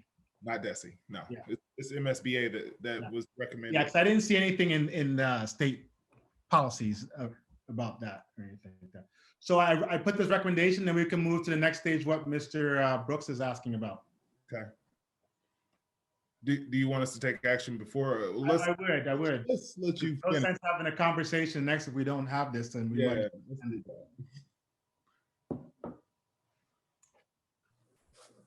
So the chair is seeking a motion. President Watry, I move that we accept the financial management systems. Oh, is that the one, 7.1? I'm sorry. Which one are we on? The recommendations on the screen, I put it up so you can just read. Oh, I'm sorry. I'm looking at my screen. I'm sorry. I move that we accept the recommendation of the HMC1 board endorsement of the development and utilization of the financial management system. Go ahead.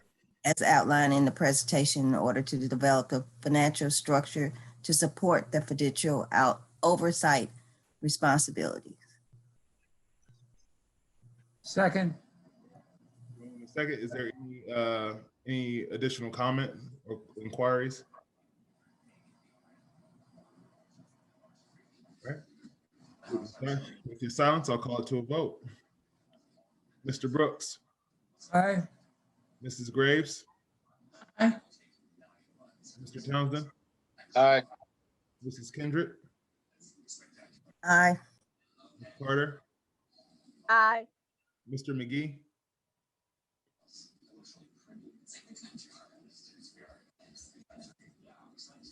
chair votes aye, motion carries 6-0. Thank you, board, and we will endeavor to continue to develop the capacity around this work and keep you informed. April, I'm gonna unshare and let Casey take over.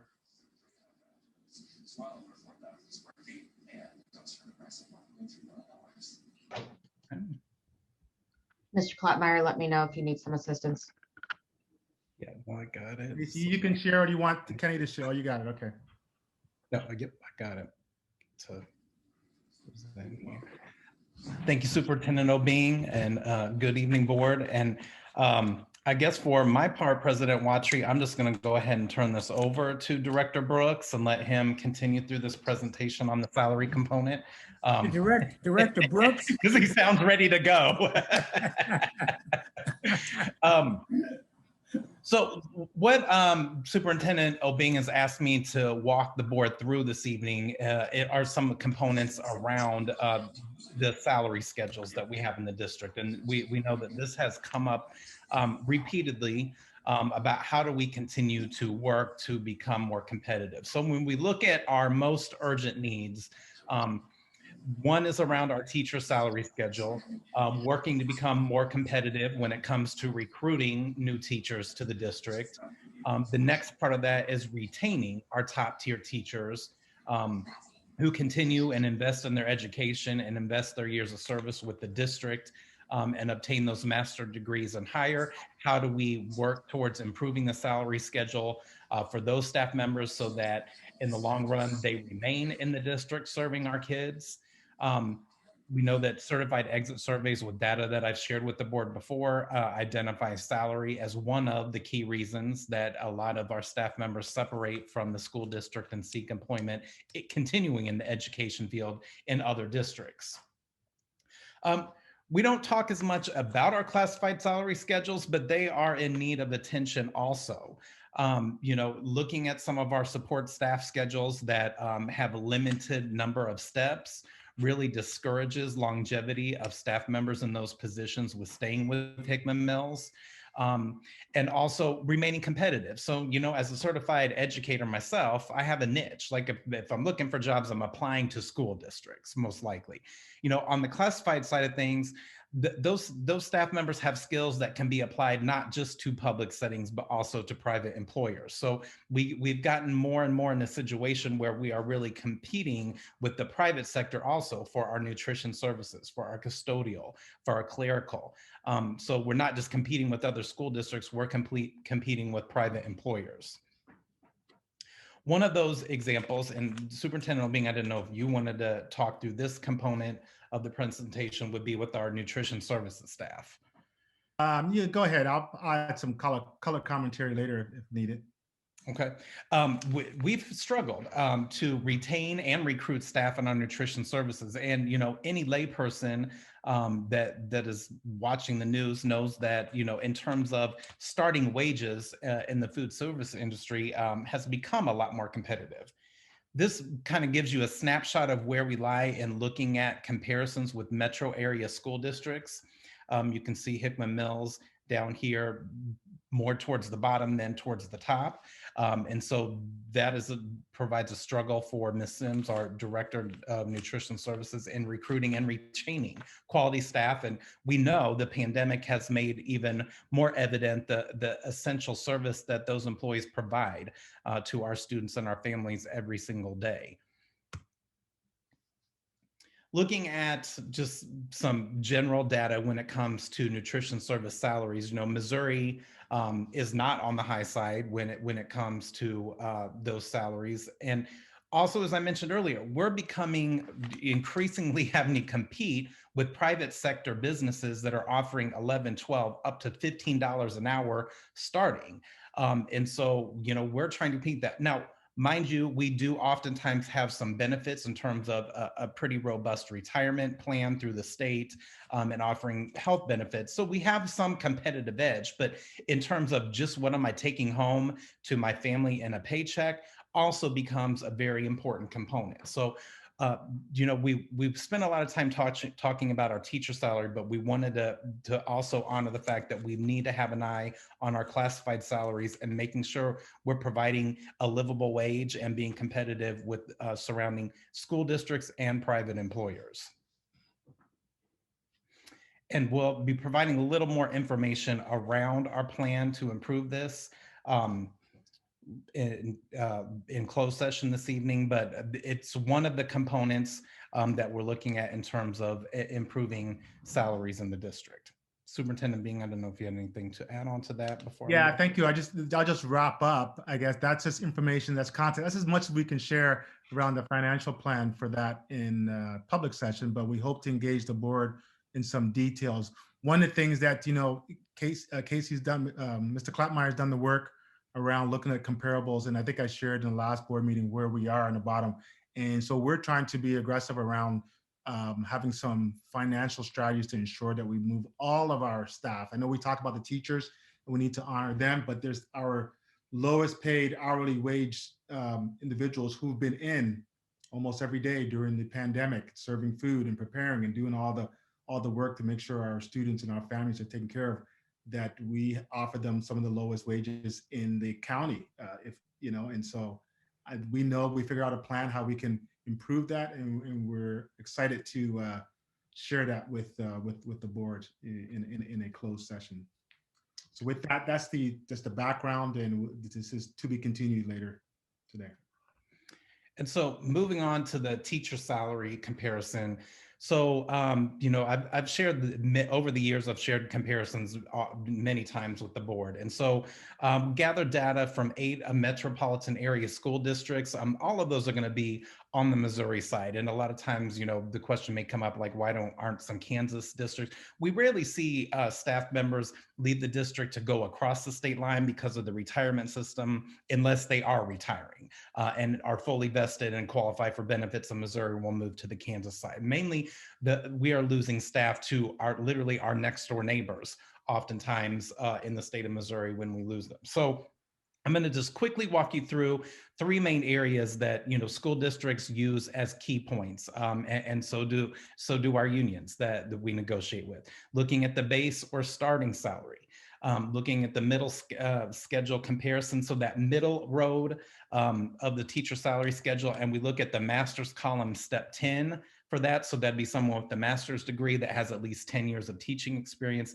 And then what's the highest amount a teacher can make if they're with the Hickman Middle School District? If I'm here for the longevity of my career, what's the maximum salary that I can earn?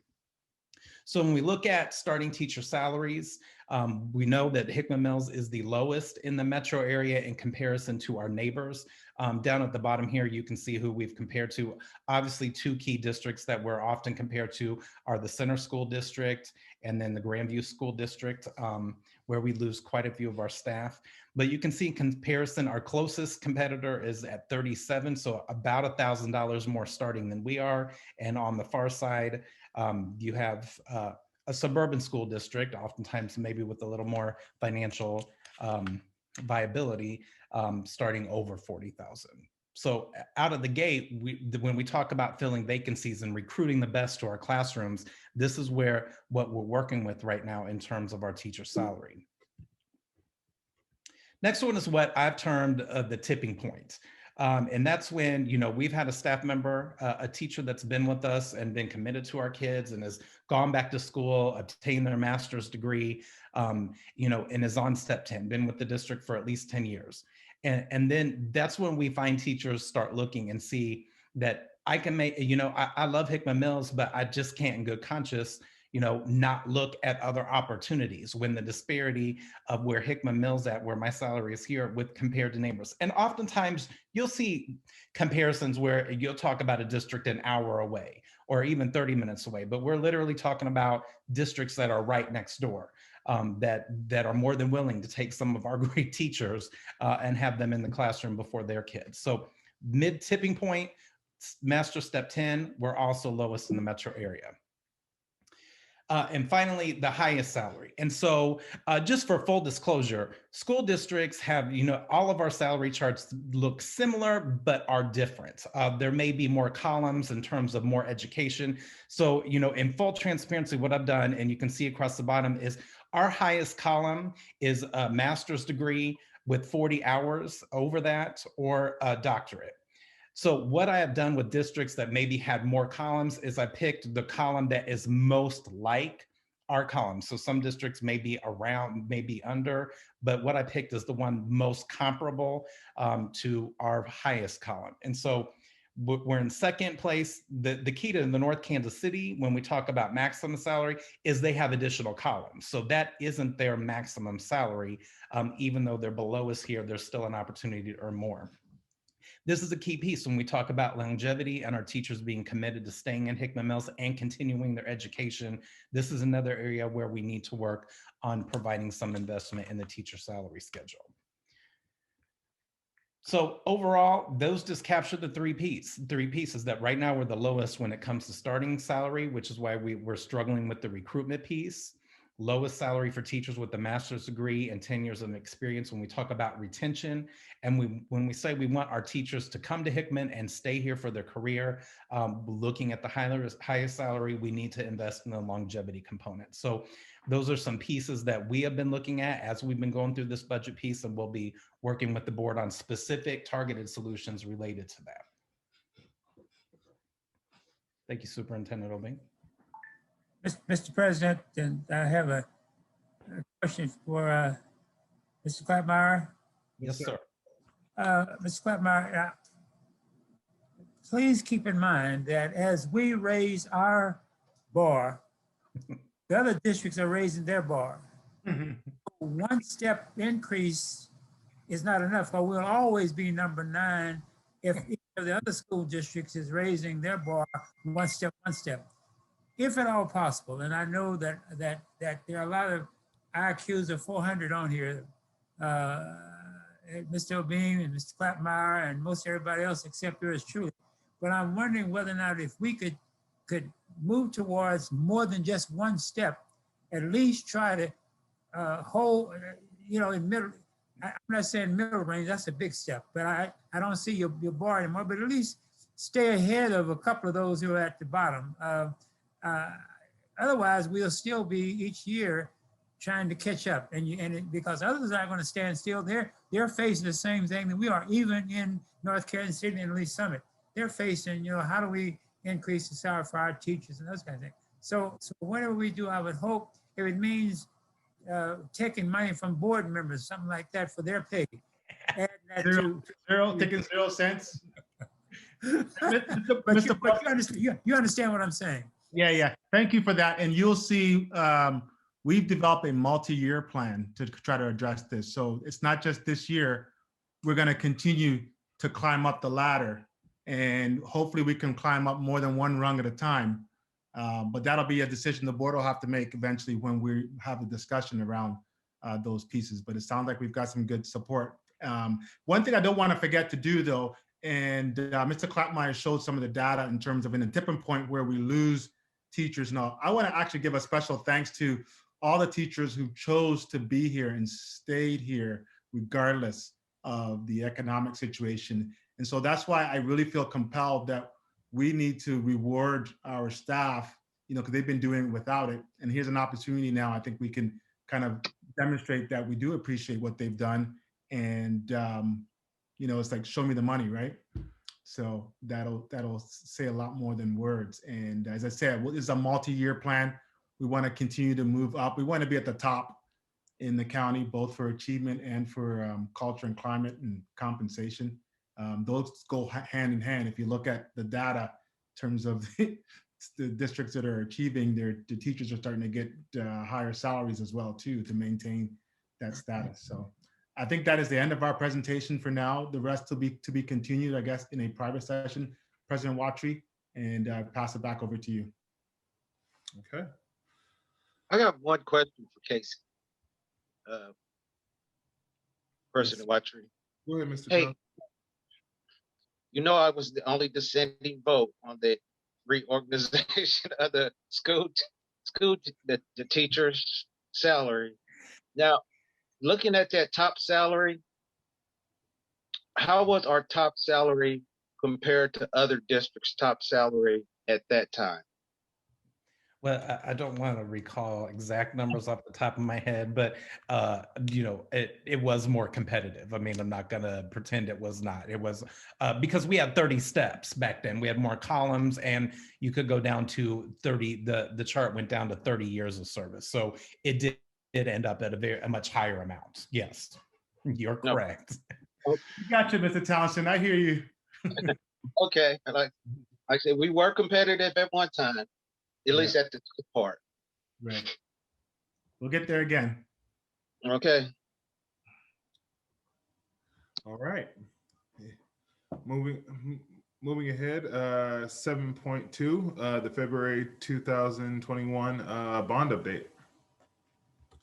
Yeah, thank you, President Watry. Tonight we have with us Justin Durham from Hollis & Miller and Joel Smith, Marquise Kenyon, and Latasha McCall with Universal to give us the bond update.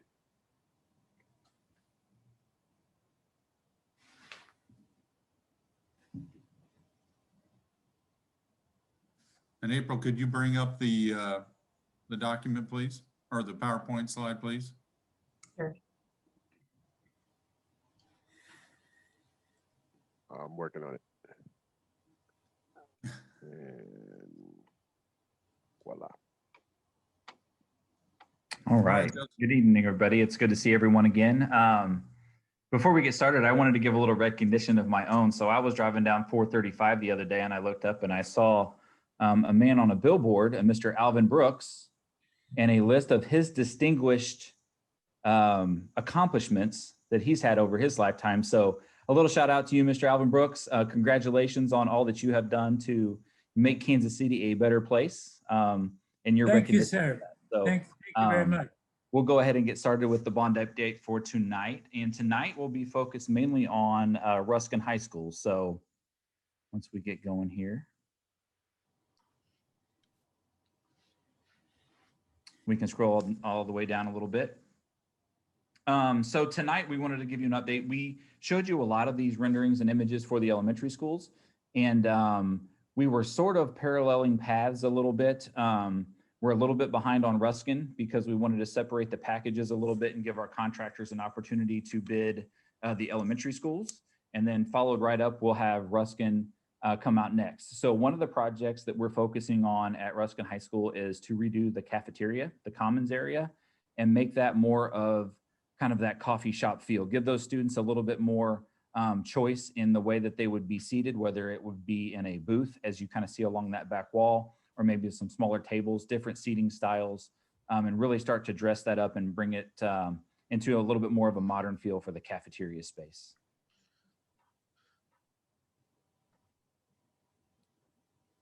And again, just another little shot here of kind of that feel, so you could kind of, you know, grab your friends, have someone, a guest, come in and eat with you, and you could find some of these little nooks and different areas to go get seated and to eat your lunch and just kind of hang out. So really makes it more of a modern feel for that cafeteria. One of the other major projects is the fine arts renovation. So we'll be looking at the band and choir spaces, and then we did this cool kind of cross section of the current auditorium. So you can see that we're really going to address the ceiling, the lights in the ceiling, take those walls that we currently have, dress those up so with some acoustical treatments, some kind of dramatic lighting that you see there, some new wood panels, new seating, refresh the stage, update some of the sound systems and lighting. So the stage and the auditorium will get a nice remodel as well.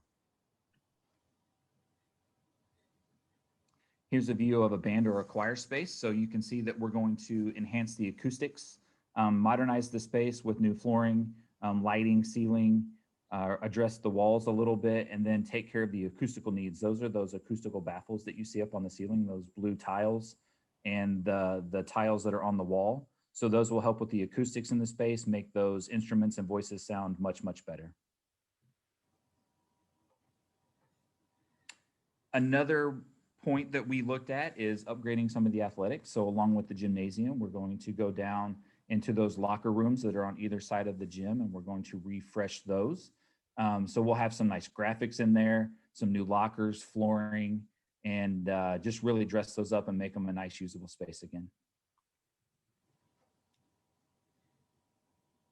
And I think the biggest thing that we did for the design, and you'll see a little bit of this in the budget as we go, but we really looked at Ruskin High School, its entire site, and made a true master plan.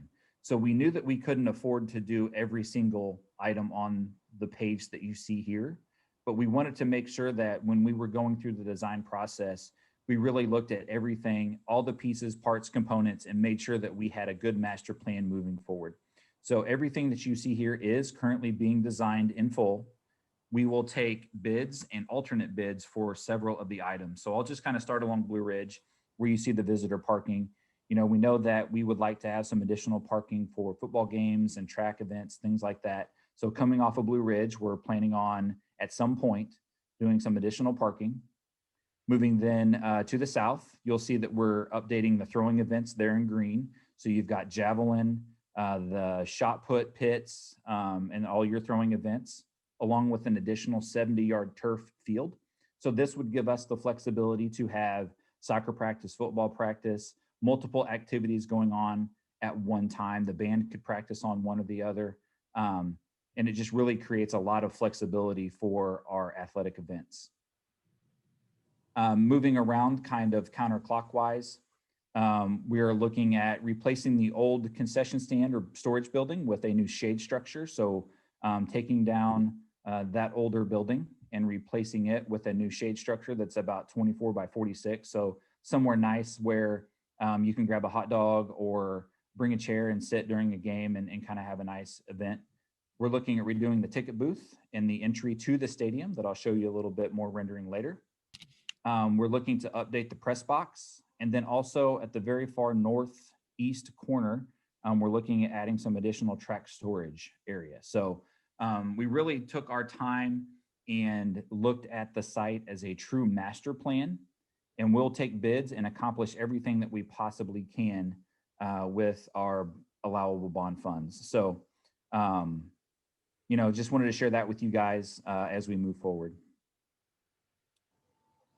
So kind of focusing in a little bit on that stadium entry piece, we really looked at, this is where the current tennis courts are. So to give you guys a frame of reference on our location here, we're gonna remove those tennis courts, and then we will have some additional parking, and we're really going to make this a grand, beautiful entry into the Ruskin Stadium. So as you scroll down a little bit to the next page, you'll start to see some renderings of what this could be. So as you approach the site, it has that great school pride feel. It'll have, you know, a couple of ticket booth windows that you can come either to the left or the right of that center room that could hold, you know, 4 to 6 people while they sell tickets and allow people to come into the stadium. So, and we really think that this will dress that up very nicely for that stadium entry piece. And here's just another quick shot. You can kind of start to see the high school in the background, and this would lead you right into the stadium for events. So to give a cost update, again, Burke, Warford Compass, Ingalls, Irvin and Dobbs, package 1 and 2, they have not changed. Those were still the same numbers that you saw last week. We are currently bidding those projects out, and we will know what those bid results are here in the near future. The new one that is on the docket for tonight is the Ruskin High School additions and renovations. And so you'll see there that we had a bond planning budget of about $10.2 million. Our current estimate is about $12.4 million. Now remember, we know that we're over, but that includes that entire master planned site that we had talked about. So there's some extra things in there that, you know, if numbers come in good and we have the room in the budget, we'll be able to do some of those moves, whether that's the 70-yard turf field, maybe that parking along Blue Ridge. There's some other things. So we'll bring those back to you once we have bids that our contractors give us, and we can start to talk about what alternates we would like to accept to try to keep us in that $10.2 million budget that we currently have. So that's kind of the budget update for this evening. Mr. President, may I ask Mr. Durham a couple of questions, please? Absolutely. Mr. Durham, thank you for the information. A couple of questions. We are taking away the tennis court. Are we going to replace it someplace else? Yes, so we currently have tennis courts at Smith Hale. And so those tennis courts, we're going to look at reusing those tennis courts over at the other site. That we have those, they're in pretty decent shape. They need a little bit of TLC, which we will take care of in next summer's projects, in the 2022 projects. But yes, we will still have some tennis courts within the district. Yes. Thank you. The other question, if we continue to go over our planning budget, where does that put us when it comes to the max when we're near the end of the project? Does that mean that we cut back on something, or because we don't have any, we can't go into the general fund to make up the difference? So what are we monitoring that in such a way that at the end of the project we'll know that we're within the budget based on the bond? Yes, and that's a good question. So that's where those alternate bids would come in. So we will have a base set of work, roof improvements, fine arts, the cafeteria, those things that we have always talked about from day one for Ruskin improvements. What we didn't want to do is miss an opportunity to design everything on the site itself. So we are going to take alternate bids that do not have to be accepted today, but we're looking at alternate bids for some of the throwing events, the additional parking, the 70-yard turf field, those kind of things. If we do not accept those, then we will be, we'll have the opportunity to be down at that $10.2 million in our budget. So we're designing this as kind of a master plan that we know we're a little bit over, but we do not have to accept all of the work and all of the bids that we receive so that we can maintain our $10.2 million budget. Okay, I would hope that the superintendent and the board would watch very closely, not questioning your integrity and honesty and all that, but each time we come up, we see that estimate cost is higher than the planning budget, and you can only do that so long to get everything done based on the amount of the bond. So I understand what you're saying. I'm just raising the issue so that we can watch that with you and Mr. Weekly very closely.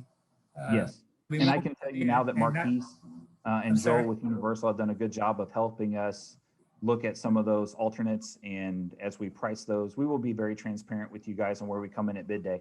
We do have every intent to meet our bond planning budget, and we have built in alternates to give us that flexibility to do so. We know that budgets are set for a reason, and we will not be going over those when we come back to you guys with the final. Thank you, sir. Thank you, Mr. President. Hey, I got a question / comment.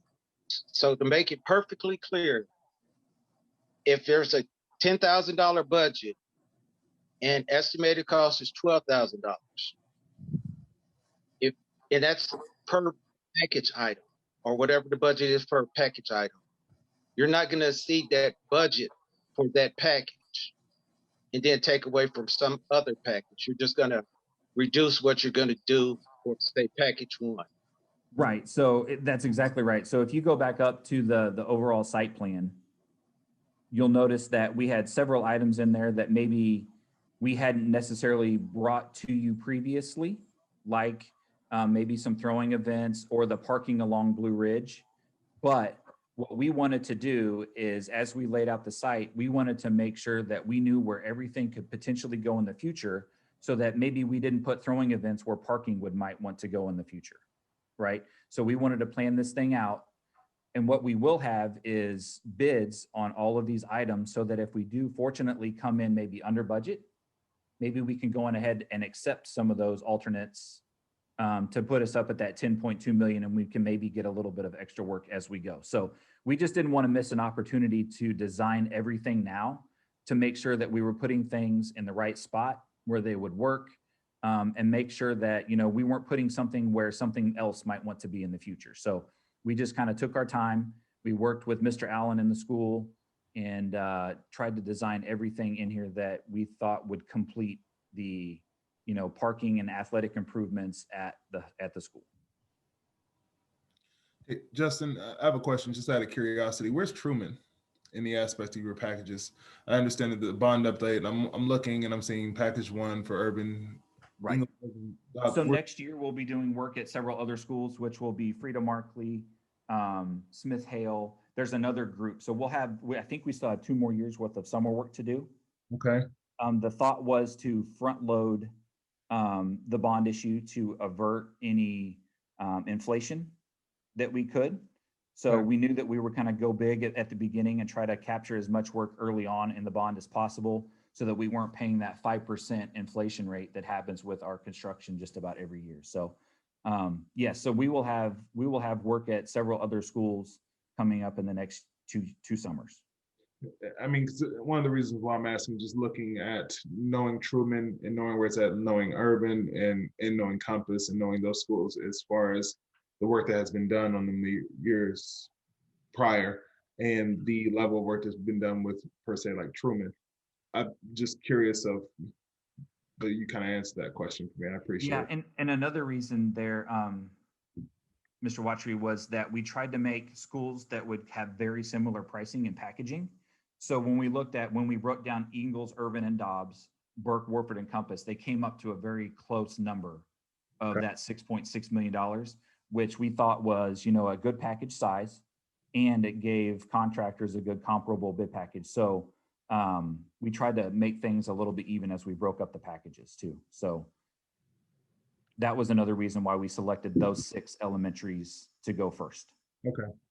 Okay. And I want to comment on Mr. Townsend's question. Mr. Townsend, one of the reasons why we wanted to put all of these pieces kind of together was, we wanted to have a plan, and there just wasn't a plan in place for any of this. And so let's say we don't do any of the stuff outside, at least in the next bond or the next bond after that, or whatever it happens to be, we have a plan in place that we know that we can, and we know we have the drawings already done. All we have to do is accept the cost at whenever time period that is, 4 years from now, 8 years from now, or this year, depending on how the bidding goes. So I think that's the biggest part of it. We just wanted to have a solid plan in place that we knew that we could follow this year, 4 years from now, or 8 years from now. So. President Watchery, I have a question. Yes, ma'am. Do we state where we were as far as expenditures of the bond monies? What we've spent so far? Universal usually gives that update in their construction Okay. update. I think we gave that the last couple of times when we did some roof work and some asphalt improvements. Yes. We Yes. do, Vice President Kendrick. We have that in our presentation shortly, that exact number. Yes, ma'am. Okay, thank you.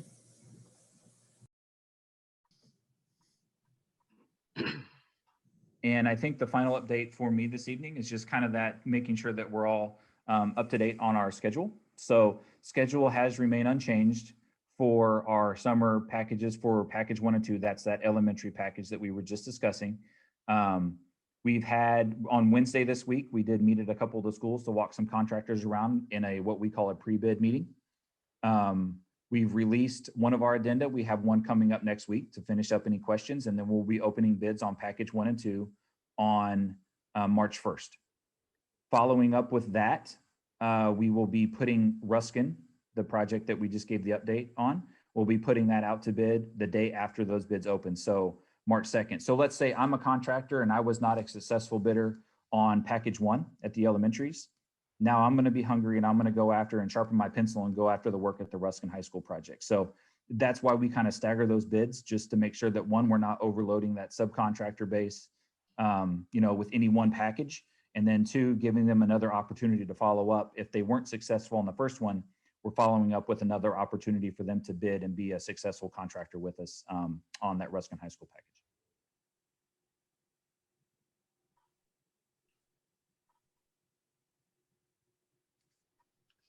Okay, good evening, board. Thank you for having us here this evening. So Vice President Kendrick, to answer your question as where we were with the construction budget for the bond, on our first package, the asphalt that we did this fall, we came in right at budget, and currently we have a little under 2.1 million actually installed. And we're holding that money back because of the punch items that are still out there that we have to get done when the weather turns. And currently, and actually with this package, there are no change orders. So we won't be bringing any change orders to the board. We're exactly on budget as we first presented, I believe, back in October. Next slide, please. Also, here are the punch items. I showed a slide like this last month, and Vice President Kendrick asked to see exactly what those punch items were remaining. And so here at Ruskin, majority of what we have at all of the schools is seed and sod. Those things just won't take in the wintertime. And so when the weather breaks and we roll in the spring, we'll go out and get those in. And then we need to install some gate latches and a couple of repairs that we need to do to the parking lot. Next slide, please. I'll let Latasha take this slide. Good evening, everyone. I am going to give you an update of where we are on the MBE and WBE participation outreach. I know on our last meeting, I went over of where we are on the MBE. And I said that I went out and downloaded everybody who was certified with the city of Kansas City that were MBEs. And there were 244 of them. I think we talked about that. I identified 105 potential qualified minorities. I got on the phone, me and my staff, and we got 79 minority firms that are going to participate. And then there are 26 minority firms, suppliers and vendors that are going to participate. Recently, during that time, we went out and talked to WBE firms in the city of Kansas City. There were 267. I identified 90 firms. We contacted and got on the phone at least 60, and 60 of the WBEs will be bidding on it, potential bidders, and 30 of those firms that were WBE were suppliers and vendors. So we're having a overwhelming response to people wanting to bid on the job. So I'm super excited about it. So this is where we are. So I'll keep you updated as bids come in to let you know how many of those MBEs and how many of those WBEs bid on it, and then and who were the successful bidders.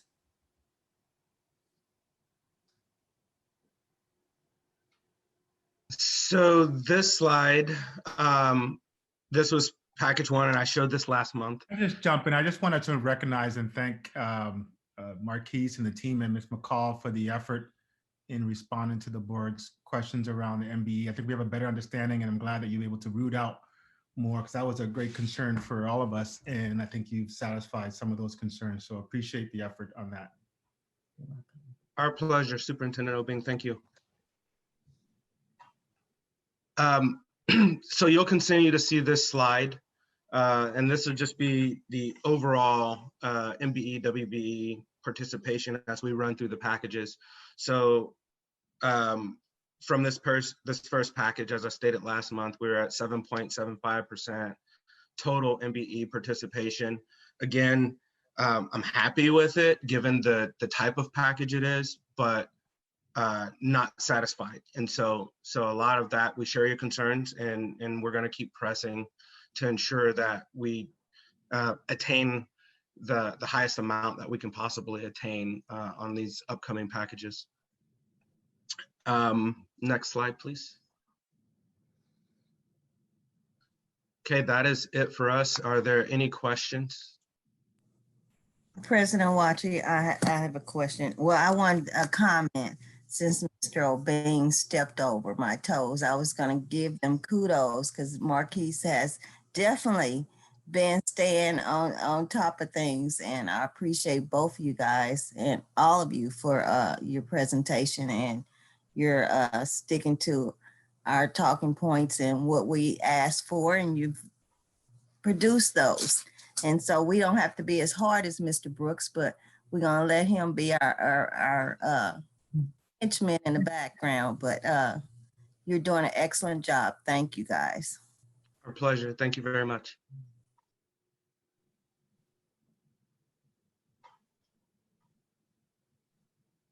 There's no further questions. I appreciate you guys giving your presentation. There are some, I do want to say that there are a few additional bond related items to take care of. The Board of Education must approve the appointment of Dr. Skinner and Ms. Wiltsey to the Board of the Board of Hickman Mills School District's Building Corporation. Sorry, I couldn't get that out. So I'm requesting the chair is asking for a motion for the approval of the appointment of Dr. Skinner and Mrs. Wiltsey to the board of the Hickman Mills C-1 School District Building Corporation.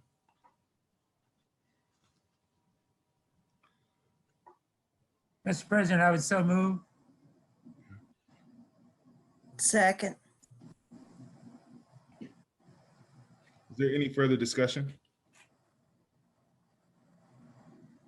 Now, I wanted to be sure that this motion matches kind of the action item at hand. So the motion is for the adoption of the resolution approving the issuance by the school, by Hickman Mills C-1 School District Building Corporation of a leasehold refunding revenue bonds series 2021 in the principal amount of well, let me pause and let us go ahead and vote on this before I start asking for more. If there's no comments, we'll call it to a vote.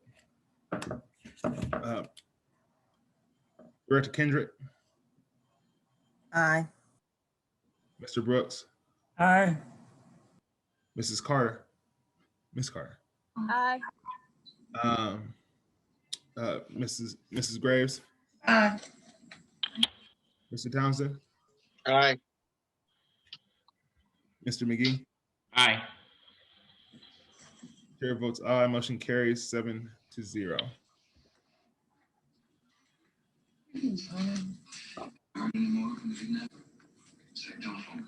Now, Carla, I wanted to double check something. Would the would we need to move for the adoption of the resolution, correct? So I would go ahead, and I think I apologize, Mr. Watcher. I think I reversed something on my instructions to you, which is why you're a little confused. Yeah, if you would mind asking Mr. Boyd to make his presentation at this time, so that you all can have the background information to approve your motion. Yeah, because I was realizing I was reading something that I had not given. There had not been context to what I was reading. Right. So Mr. Boyd is the underwriter and financial advisor for our bonds, and he has a presentation on the approval of the revenue bonds. You guys are being asked this evening. We need a point of order. To mark your point of order, assuming that it's for the to mute anyone not speaking right now, if they could mute their mics. If not, Kenneth, please do the honors. Already on it.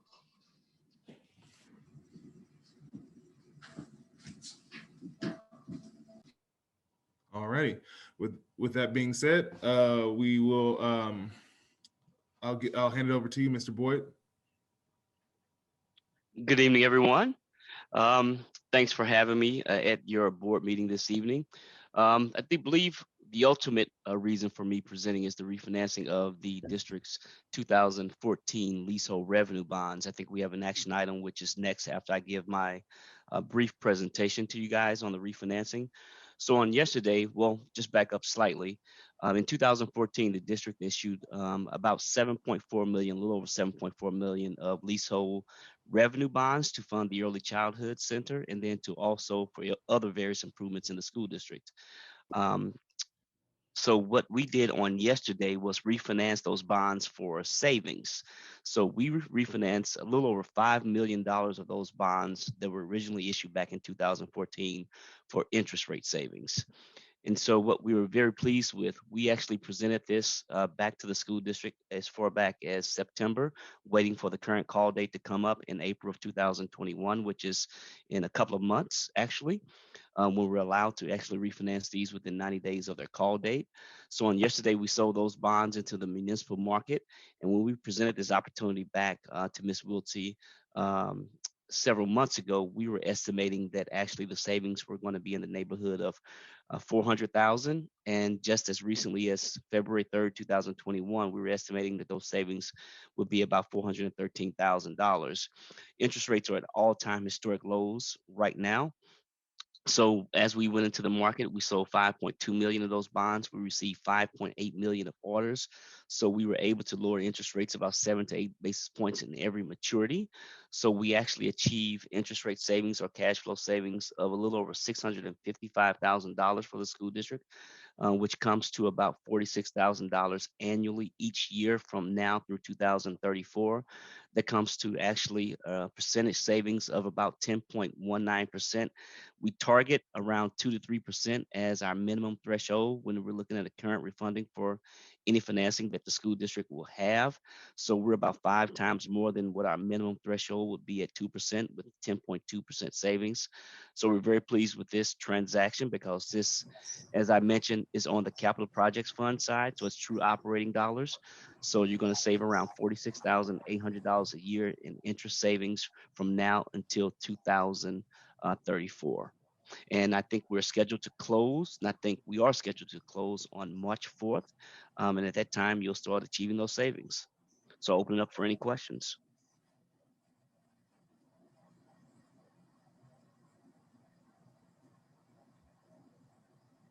Thank you, Mr. Boyd. I'm not sure of any questions, but I just want to emphasize, if the board might have missed that we are gaining dollars on this bond that was done several years ago because of the lower interest rate opportunity here. So that's a great opportunity for us. So thank you for the work you've done. Thank you, Mr. Obeng. So if there are no questions, the chair is seeking a motion for the adoption of the resolution approving the assurance by the Hickman Mills School District Building Corporation of leasehold refunding revenue bonds series 2021 in the principal amount of $5,230,000.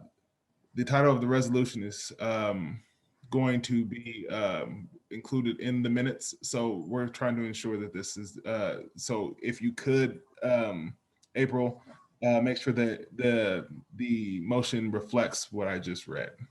Absolutely.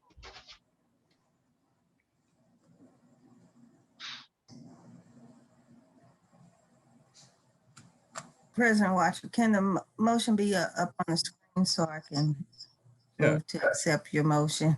It was a lot of words you said. Okay. Let's see.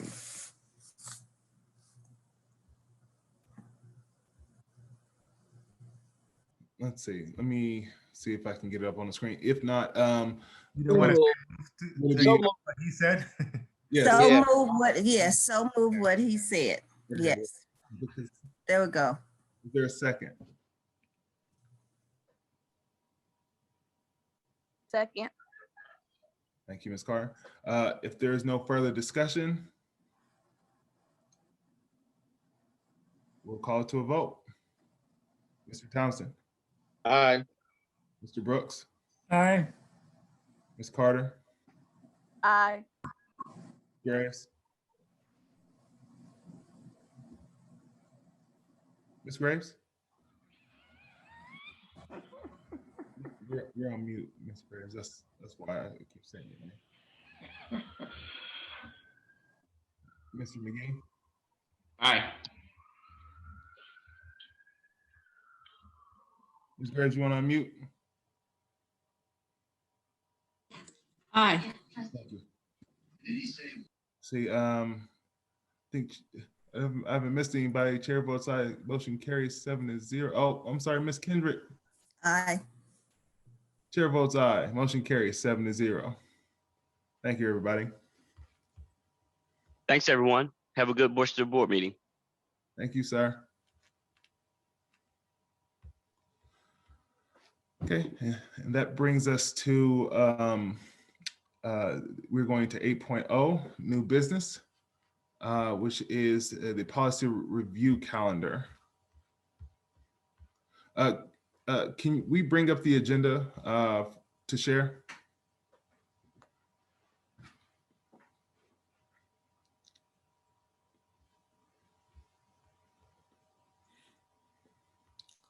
Can you go to this specific item?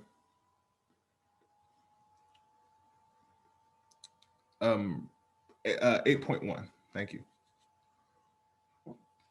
So what we have listed here is the schedule of policy review being asked of the board for the next pretty much the remainder of the year. I know that passing our new equity policy, we wanted to ensure that we were looking at each one of our policies and looking at them from an equitable lens and making sure that they're up to date. And I understand that this task is probably very aggressive in addressing the policy review, in which our current format has us doing the open session as well as the working session. The policy review calendar, or the agenda items, will be added to the working session of the months ahead, with the option of, if any of these policy reviews need further discussion, being commissioned to a committee, a policy committee, to be able to review and bring back to the board. If anything, and I'm going to ask legal on this, would there need to be a motion to approve this calendar and moving forward? A motion would be appropriate if you're asking to have this be something that's a board action. Okay. So in that case, the chair is seeking a motion for the approval of this policy review calendar as shown on the screen, with the agenda items going towards the working session, with if it requires additional discussion, that a policy committee is commissioned to review these policies. I move that we accept the policy review calendar as stated, and need to assign a committee to review additional policies. Is there a second? Second. Motion's been moved to second. Is there any discussion? What are you saying? I just want to be clear on what you're saying, or what is your motion is that you want to be able to come back and discuss policies? I mean, I'm not clear on what you're trying to do, so maybe you could explain it to me. Yes, ma'am. The action that we're taking is the approval of a policy review calendar, in which at every working session from the month from March until November, that the policy review calendar will be an agenda item, in which we will have a month to review the policies that are allotted for each month. That if any additional discussion needs to occur outside of the 20-minute range that each each agenda item has, that we commission a policy committee to review and discuss those things and bring it back to the board for recommendation. Was that a little bit more clear? Ms. Graves, you're on mute. Ms. Graves, you're on mute. So every month you want to discuss a particular policy or a policy that we are looking at, or I'm not. There, each letter is the letter of the policy section within our complete within all of our policies. So A and B, like our BDD policy falls under the B, which means that policy will be subject to review in March, and so on and so forth. So the purpose would be for the board to be familiar with all the policies. No, ma'am. The purpose would be for the policies to be reviewed, to be updated for any amendment, suspension, or amendment or suspension of those policies if they are outdated. So it is simply just a simple policy review, not to ensure that board members know policy, but to ensure that the policies are up to date. We will also have MSBA. MSBA will also be submitting its periodic policy updates throughout the year. So this also provides availability for that to be discussed in these moments as well. Okay.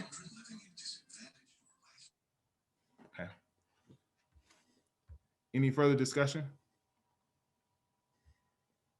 Yes. I'm speaking in opposition of it simply because it handcuffs the new board on it creates a working session, and we've already decided that we were going to revisit that stuff once the election was over. So to create a action that requires a working session will kind of undo the action that we've already done of putting that. So my suggestion is just, as the president or whoever is in charge, just to add those on the agenda as he goes instead of making a board action. So to speak to the action in which you refer to, that it will be readdressed at, I know we've discussed that based on the fact that there might be election, that there might be a new president, or a new format in regards to the aspect of how we've kind of set that in stone. But as of right now, we haven't made any action to state that in the future that we will be changing the format of how we're doing things. So whether or not we had an action before, we're still handcuffing future leadership or future board members to a second meeting without even asking them if they want to have a second meeting. We can still have them these months, but to actually put an action in to require them to be having those meetings, it kind of handcuffs. Yeah. Can I jump in for a sec, Mr. Watcher? Mr. Townsend is saying that the president has the authority to place an item onto the agenda. Right. So you can just place it on the agenda and just say, we're doing a policy review on this policy. Right. You're saying that you don't need to have a you don't need to have a specific action. It was the reason why I was asking. Right. You have the authority to just go ahead and say, you know what, next month we're going to look at policy A, and then determine if it needs to be deferred to a policy committee or not. Right. So Mr. Townsend was trying to say. So it could go either way, in the sense that it can be added to the agenda, or it can be considered. It can be considered for where the motion actually considers the aspect that a policy committee will be commissioned regardless. So in the aspect that we do change the format for there not to be a working session, that the motion still implies that a policy committee will be commissioned. So I thought I heard you say that it will be part of our working session. As we are scheduled, as it is formatted right now, that the agenda item will be formatted towards the working session because it exists. If there is no working session, it's still going to be an item then which is discussed at each month on the agenda. Right. Which kind of kicks back to what Mr. Obing was saying, was the aspect that maybe no action really needs to take place. But in the same aspect, I'm not trying to handcuff anybody. the No, truth. I'm saying, how about a friendly amendment that you strike the part about working session and just put in That it'll be addressed each month. Yeah. Okay. The reason, and the only reason why I referred to the working session was that it doesn't overload our current open session. But we can do that. Yeah. So what I'll do, so Yeah, if you'd like to make an amendment, you can. Yeah. Well, whoever made the motion would have to accept it, and whoever seconded would have to accept it. Yeah. Is there any notion to amend the motion?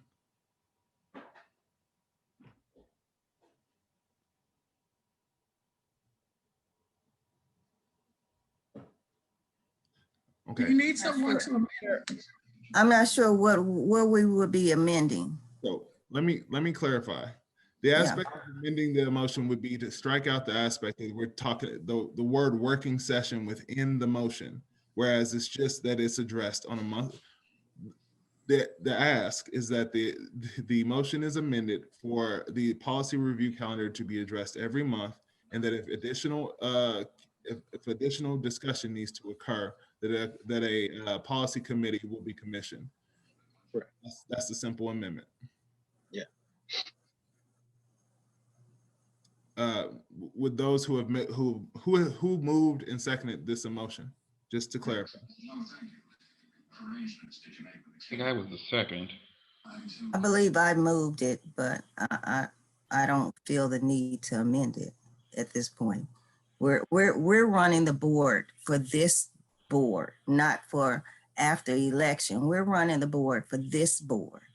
We're not trying to make decisions for the next board. We're running our board. So yeah, we're running the date within June, July, August, September, November. So we are making decisions on the next board. Yeah. President Watry? Yes, ma'am. I was about to call on you. Go ahead, please. Okay, you've got a motion on the floor in a second, and so the next step would be to vote that motion up or down. Okay, and then we'll go from there. Okay, so let's call it to a vote. Ms. Graves. Mr. President, kind of part of order, if I might. I've been trying. I was on mute, I'm sorry. No, you're fine. Go ahead. If I might, I don't think that the maker of the motion, and I certainly question what she's heard, what's being said by our colleague is that to leave that one point out was not take anything away from the authority of the board. It just says that where necessary, that would be set up to take action or review that. And I tend to support that. And rather than to have it up for a vote, I would like to suggest to the maker of the motion and the seconder that we accept the amendment to the motion because it does not affect any responsibility of the board now or the board to come.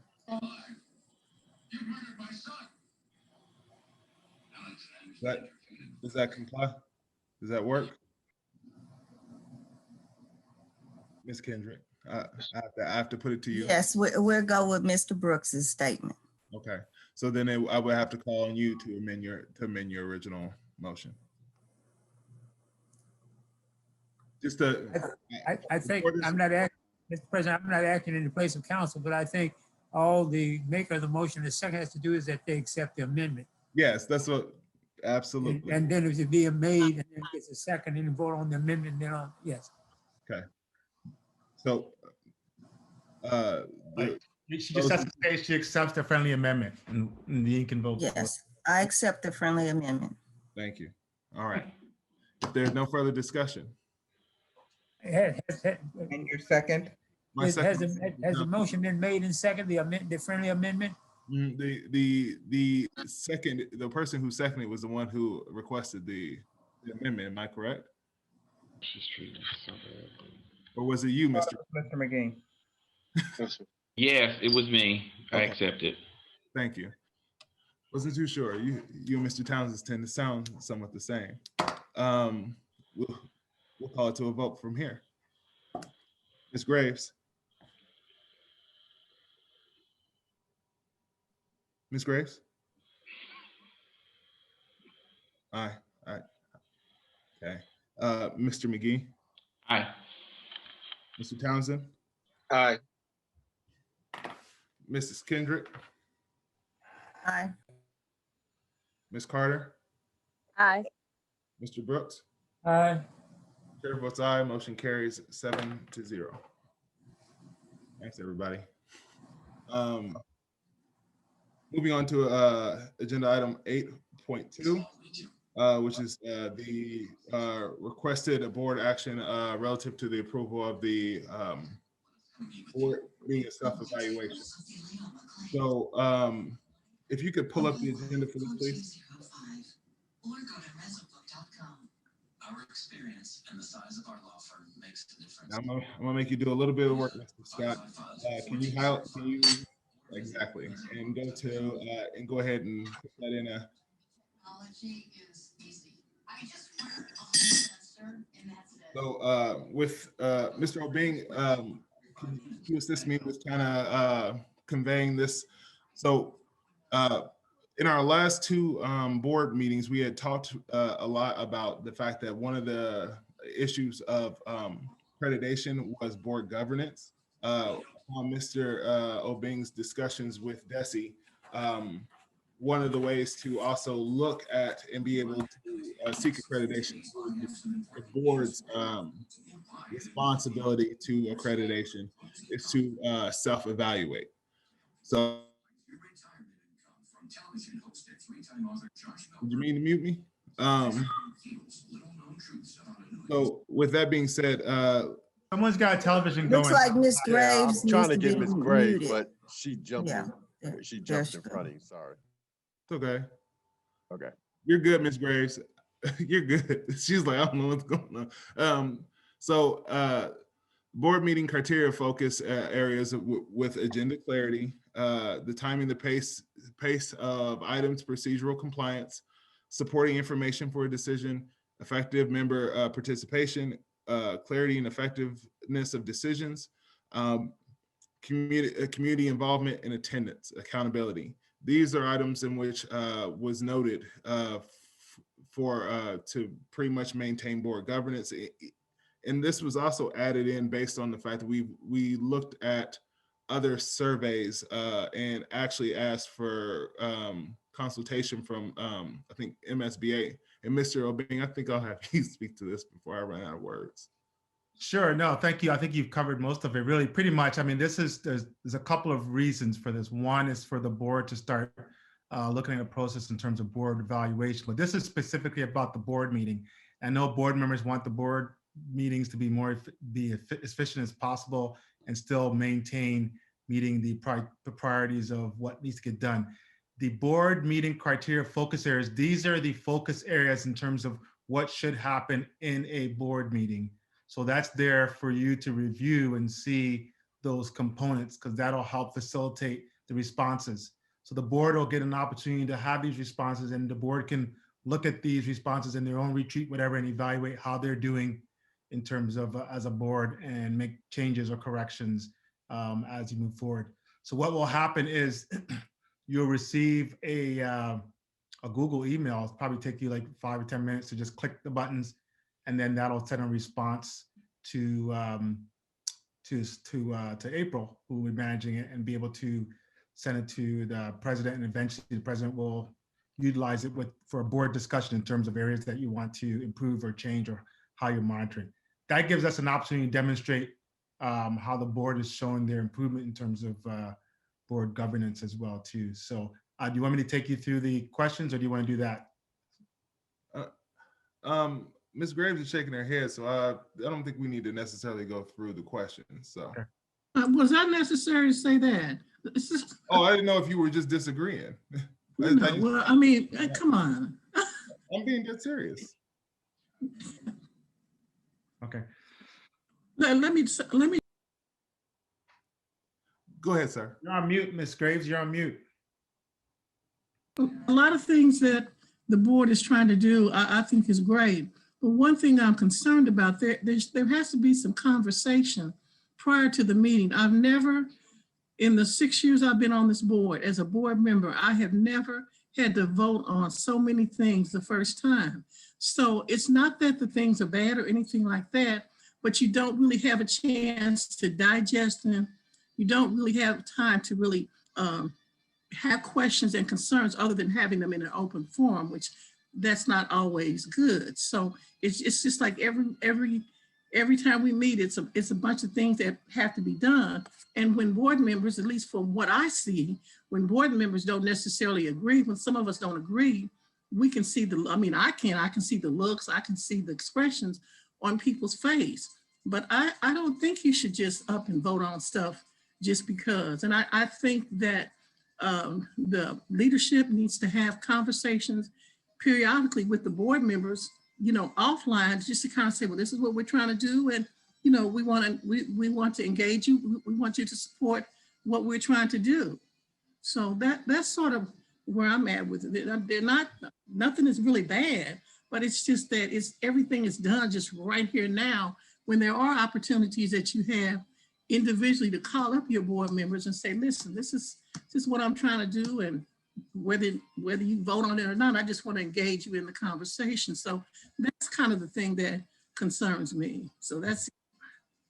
So Mr. Watcher, I'll finish up and then you can go back. 9 o'clock. Great for those comments. I think your intention was to this is not for a vote. You wanted to do a trial for a couple of months to see how it works and then use it for conversations with the board around how the board meetings are going and things like that. I think that was your intention. So I'll leave that up to you to finish or put some closure to this item. In April, I think we're going to be up and ready to go to send the first one for the next month, I believe. I believe so, yes, sir. Yeah. So, and Ms. Graves, just to address a little bit, it is not my intention to pressure or aggressively move. Right, I don't think it is, Mr. Watcher. Yes, ma'am. Yeah, I don't. But to answer, to rebut, if I could, I do want to ensure that these things get to board members to be able, so that board members do have any questions that they can call, that they can respond in email, that these agenda items also have allotment for 20 minutes. We've got plenty of time to continue discussing this. I don't think it's necessary, but I do want to make sure that we do have the time, that board members do have the time to review the agenda items, be able to review them, ask questions on them, be able to reach out. Instead of, it would be kind of it would be to a disadvantage to reach out to someone about the whole agenda items with all the agenda items without necessarily knowing what their point of focus or their reference point of what they want to address. I was a board president. I do understand that, and I don't. Please don't think I mean every item, but there's some issues that are very important, and some things that you're trying to get across. And I'm just saying that I think sometimes there has to be conversation offline for these things. That's all I'm saying. So absolutely, and I understand. It's just, and this is being brought to everyone in the pursuit of trying to be. Chairman, agenda right now. I'm sorry, sir. I think we're off agenda. I think we're off agenda right now. We're supposed to be talking about the self-evaluation survey.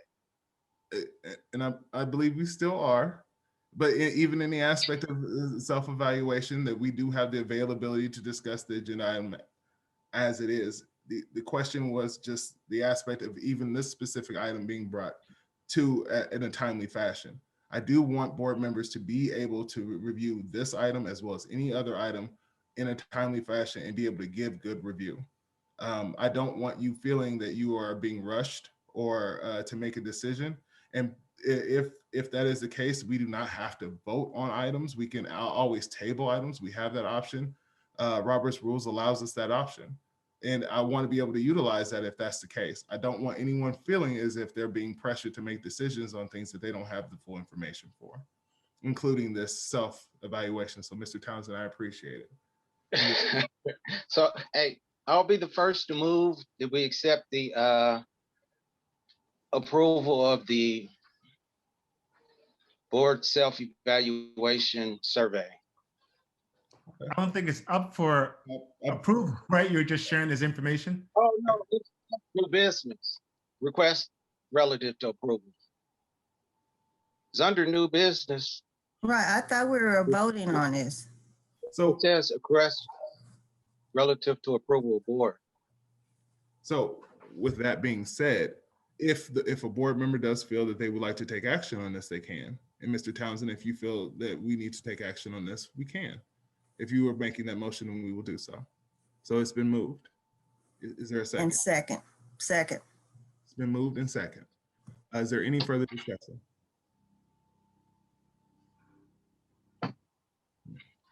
So we will call it to a vote. Mr. McGee?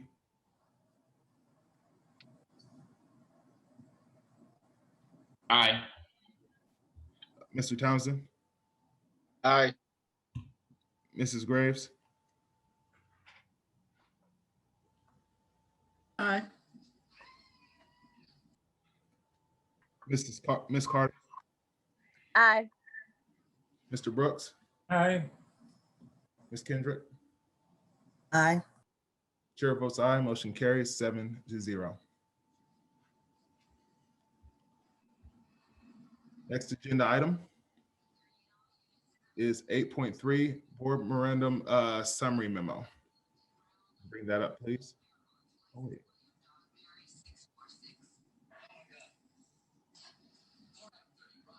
And President Watcher, I believe that information was covered under the bond update, so I don't think of anything for that item. Alrighty. Then moving on to item 9.0, Superintendent comments. 9.1, which is the return to learn. Thank you. Can you click on the return to learn, please?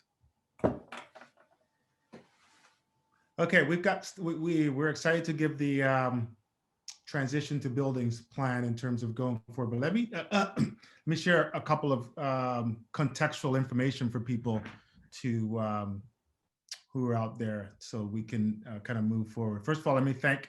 First of all, I know that our parents are tired and frustrated, and parents and guardians, and are ready to move to the next stage. So I've been hearing from those individuals. I also know that we've got some mixed emotions from teachers. There are some that are ready to go, and there are many who have legitimate concerns about health and safety, and are concerned about their safety going back. Couple of pieces that, so I want to thank everyone for their cooperation for the entire year in terms of what we've been able to do with our students. There's some information that you do need to know in terms of context. That one of the things I wanted to talk about was the Truman Medical partnership that we have. We had a partnership to get vaccinations for our staff. And if you remember in our plan, we've been delaying reentry since October. And we were doing delays from every 2 weeks moving on. And then we eventually be able to put a plan in place that we can return to a transition to the buildings. In December, we did a survey with parents to identify which parents wanted to bring their students back and which parents wanted to continue virtual. That was critically important because we need to organize our staffing in order to prepare for that. So we're able to do that. Nevertheless, we had to delay the entry because at that point we felt that the data still showed that it was still unstable. And then we delayed once again because we had this new news that we had this partnership with Truman Medical, and that's the term I use, anticipated February, because that's the information they gave us. Now, Truman Medical, we've been trying to get information from them for the last couple of weeks, and we've received very little, but of late, I've gotten some information, and the information is that they are waiting. One of the major roadblocks to starting the inoculations for our staff is the governor sort of releasing teachers to that level. So they can't move until they move forward. The other area is around shortage and supply, the supply chain to get vaccines. Although they do have vaccines, they have some that could start. But once again, they cannot move forward until the governor makes that step. We've been talking with senators and state representatives and state board members and trying to urge them to advocate for our staff. And when I say, I use the term teachers, but really what I mean is staff returning back, because we have many staff who are coming back to our buildings, not just teachers that we're concerned about. And we have some staff who've actually been in, nutrition staff, our tech staff, who've been there day to day, and they've been kind of our essential workers, that you could say, because they were still coming into the buildings and they had to do the managing with their families and stuff. So we're really pushing hard to try to get those vaccines, which will help. At the same time, I've talked with many staff, and there are some staff who do not wish to take those vaccines. We've chosen as an organization not to mandate it, but we do encourage people to investigate, learn the science. We will receive some documentation from Truman that'll give us information on the Pfizer vaccine we're getting, so people can hopefully review it and talk to their own medical practitioners and encourage them to take the inoculation, so we can have herd immunity in terms of in our buildings for our staff. The other piece is that there is tremendous pressure, right? Whatever the board decides to do, there isn't an elegant solution at this point, because you're going to disappoint someone, right? There are people who want us to go back in terms of staff. We know that even in our survey, we got many parents who want to come back and continue to push for us to come back, but we have some parents who are apprehensive and want to keep their children out. I'm sure that's still a mixed emotion within our staff as well. But the CDC now has said that students need to be in school, whether we agree with that or not. That's the science that we said we would follow. Talking with public health, they're giving the green light now to say that we're in school. Now there's some data from, even if you just look within Missouri, there are many school districts who've been in. Some have been in since the summer, of course, as you know, and we're hoping to learn from their missteps and some of their successes as we go forward. We're looking to make the transition back. We are one of the last school districts, and we may be the last school district to actually go in once we finish implementing our plan. If you look throughout Missouri, I think we've done a really good job of trying to resist by just meeting the pressure and just putting our staff back in our buildings in terms of thinking about our students and our communities. And we're at the stage now that you'll see in our presentation, the data is declining. It's starting to trend down much lower than it was in the past. Inoculations are on the way, and we'll be in a situation to make that transition. At the same time, I would say that we continue to meet with public health every week to look at the state, and we update them on what we're doing, and they give us that feedback. And now there's an introduction of a variance in Missouri, so we don't know where that's going to go. So we could be in for a month, and then if there's a national spread or something, then we could be back to our plan. But at this point, we're still proceeding with our plan, and the expectation is that we'll follow our plan, and in March we'll start doing the integration. I still expect to hear from Truman Medical sooner than later, of course. I'm hoping that they're able to tell us that when our date is, and we can start with our staff. But we do not control that. We don't give out the inoculations. I know I've heard from some people saying, when are you going to give us our shots? And it's like, that's not under our control. We don't make them, we don't deliver them. And that's the medical field that does that. But we're doing everything we can to try to expedite that. So with that, we will share what our plans are, and there will be, we will have the full updated plan. This is just a PowerPoint posted in the morning for everyone to see, and then we'll follow up communication. We will have back to our regular schedule where we'll have communication with staff on a weekly basis in terms of what's the next steps, because I know there are questions that are coming up, and people are coming up with different questions every minute, and we just can't get all the questions together and respond to them, in real time all the time. So we'll go back to the once a week update to our staff and our community and say, yes, we're still on track to coming back, but all things look like we're trending towards return to learn. If there's any reservation for the board, this is the time for us to put the brakes on. The other piece, the other factor, which hasn't been a factor for us throughout the last few months, is that we've kept our staff out at the detriment of financial gain.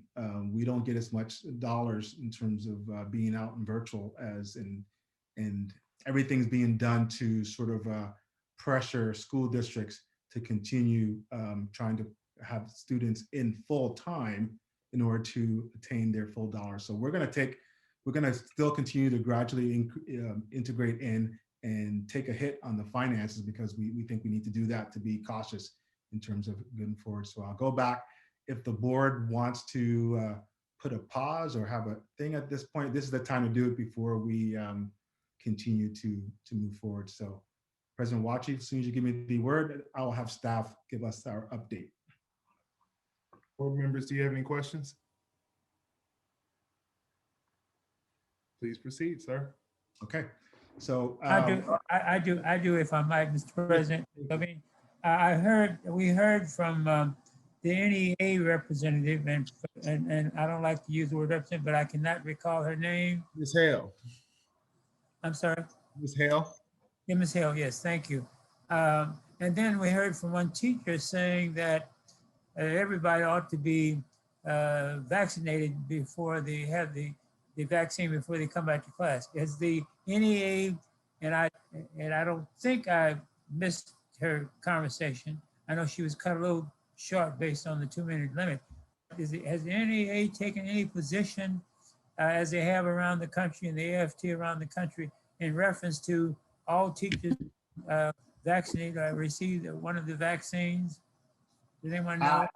I haven't heard that, but I mean, if you look around, their teachers have been in the other districts since August, and in the last few months, teachers are in. Everyone else around us, I think the only district and they've got more staff in right now is KCP, and they're gradually moving in as well too. So everyone else is in doing something, some portion. We either got pre-K to 2 and meet with superintendents every other day, pretty much. And even on the Kansas side, they're in a little better shape, but everyone's in. We're one of the last ones. We may be the last one that get in because we've stretched out the ability to bring our staff in going forward. Mr. Obing, I have a question. So CDC pretty much stated in some of the things that have been sent and some of the things that have been reviewed is that classroom guidance is pretty much to keep it at 90%. 90% of the school should be partially closed. Would you say that we are, I don't know, meeting that mark even as of right now, or is that even in the aspect of the transition in that we would be meeting the mark of 90% of our school being partially closed if we were starting to transition without vaccines? Yeah, I know. I mean, that's sort of parsing words when they say stuff like that. 90% partially closed. What does that mean? Which part partially? But we've been following, like we're getting good support from the county public health and from the Kansas City public health. And as I said, I meet about 2 or 3 times a week with local superintendents with public health, and we query those kind of questions. Everybody else is in, and they're having the practice. So we have some people who are ahead of us that we can look to and say, okay, how did you do that? How did you do that? So we're going through that process right now to try to ensure the best. And we're learning from their challenges, you know, some of the substitute issues in terms of not having teachers who maybe who contract COVID or other illnesses, the substitute. So all of that is ongoing. It's fluid. I mean, there isn't one answer for everybody. I think we all have to come together and look at, we're in a pandemic. We're in a global pandemic. And do the best we can in this situation. I'm proud of our staff, you know, in terms of we've really worked hard to try to keep our staff safe. And I said, with the exception of what we consider our essential workers, like the nutrition staff and the IT staff and other who've been coming in, and I see them, they've been working every day. So they haven't been able to work from home because we haven't been able to allow them to do that. And the other piece is even districts who were in virtual, we were one of the few that mandated our staff to work from home because we didn't want them to come in and do virtual. Although many staff do want to do that. But I think we're at the stage now that we're looking at the transition and we're still working on it, all kinds of mitigating factors and the protocols. And I think you'll see in the presentation tonight that we've covered a great deal. There's always more new questions, and there'll be a document that we put out, the updated document tomorrow morning that'll be published. And then on a week-to-week, we'll continue to do the updates and preparing as best as possible for our staff. It's the reality of it, right? Because humans get together, things happen in terms of dealing with the science, but we're going to do so. I'm just hoping that we get some good information from the governor's office to Truman, so we can start that phase of our transition in terms of having our staff inoculated. And we still need staff to volunteer to do that too, because not everyone's going to want to do it. So that's a challenge. So let me let staff do the presentation, and then you may have some other questions after that. But I thought I wanted to kind of put that out there just to let people know what we're working on and what we've been trying. We've worked really hard. And once again, I'm proud of what we've done, and we want to continue to try to support our students as well as our staff as we move forward, all our staff. Okay, so those updates, you'll see some data coming up. We're going to talk a little bit about PPE and then the return schedule. And then the other detail stuff, we've got some HR information, we've got classroom protocol, all that kind of stuff. That's in the bigger plan that it's in the original plan, but it's updated now with some of the information, and people will see that in the morning. And then we'll continue to do the questions and answers that we get from staff. But we need everyone to kind of put their lens on, like, okay, how do we do this? How do we make this happen? And our staff are great in the beginning in terms of doing that. And I want them to continue to finish strong as we transition to this next phase. Okay, slide. Thank you. Dr. Skinner. Good evening again. Here's some data that I'd like to share with you. I'm going to start in the bottom right corner with the state of Missouri and talk about, again, this is data that they put forth on the website. And of course, they talk about what has occurred in the last 7 days. And so what I wanted to do to kind of give you a good picture of this is to show you where we were at the last board meeting in January with the number of cases, deaths, and actual positivity rate, and where it was as of 2/15 when I was able to check it last. You can see there's been a dramatically decrease in the number of cases, dropping from 24 to just a little over 4,000. The number of deaths have dropped from 64 to 11, and positivity rate from 20.6 to 6.7. Dr. Skinner, can you kind of tell people which graphic you're looking at so they know where to follow you? The bottom right is where I said Missouri last 7 days. So I'm starting in the bottom right, and I'm going to go counterclockwise. So yeah. Can you make it a little bigger, just a little bigger? Thank you. Okay. So again, if you start looking at the state of Missouri, and you look at it basically for approximately the last month, because again, the red numbers were the case, deaths, and positivity rate in January, and this month in February is where the yellow is. You can see it has decreased dramatically. Right above that, you'll see basically students ages 5 through 19 that reside within the district boundaries. Again, this information is put out from the state, and even though we are not in session right now, you can still see that we have students of ages 5 through 19 that have had contacted COVID, basically, throughout the course of this pandemic. And you'll see basically in 119, which is January 19th, you can see that the ages 5 through 9 were 44, 10 through 14 was 82, 15 through 19 was 128, for a total of 254 students. So we have increased, as you can tell, the total from 215 was 278 students total. But if you look at that last column, the last 14 days, you'll see that top number being 19 is what it is. It's kind of hard to read, but it's 19. And then the next number is 14. And for the last 3 weeks, that number has been less than 10. They don't tell you exactly what it is when it's less than 10. They'll just say it's between 1 and 10. So again, since February has occurred, each week we've had less than 10 students that have contracted COVID in our area. If you look to the left of that, you'll see numbers, Kansas City, Missouri dashboard, if they can scroll over just a little bit. And really, I know these numbers are extremely small.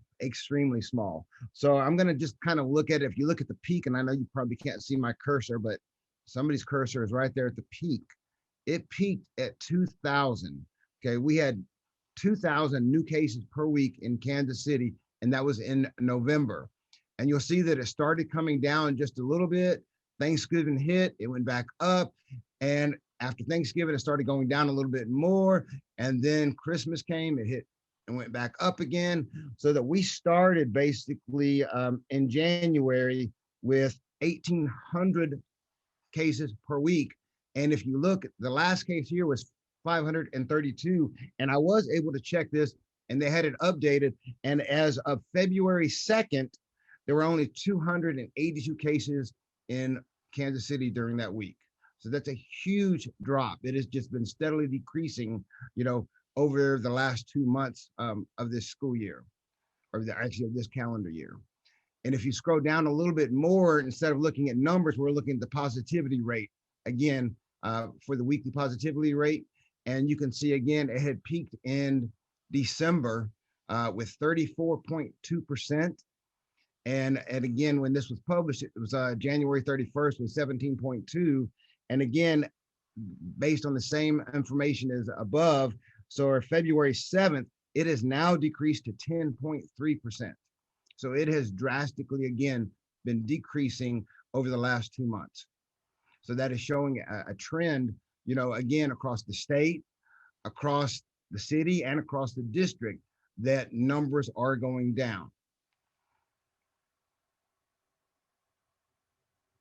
Okay. I believe Mr. Weekly is going to start talking a little bit about the PPE and safety protocols at this point.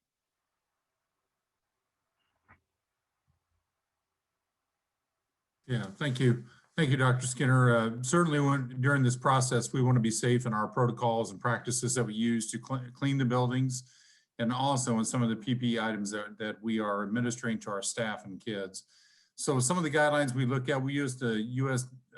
Centers for Disease Control. We also follow the Missouri Department of Health and Senior Services guidelines. And of course, DESE has a few guidelines as well that are oftentimes duplicates of the previous two organizations. In addition to that, we also follow EPA regulations, and the EPA is one that we follow according to the chemicals that we use. So EPA each year puts out what are called SDS sheets that are basically linked to cleaning materials that are appropriate for public institutions and specifically schools. So what we do is we cross-reference our chemicals that we use to clean our buildings with those EPA registered chemicals and SDS sheets. And we're able to identify all the chemicals that we have and what they destroy virus-wise and what they don't. All the chemicals we use within our classrooms and our misting machines all are approved for COVID-19 and the regular flu and strep throat.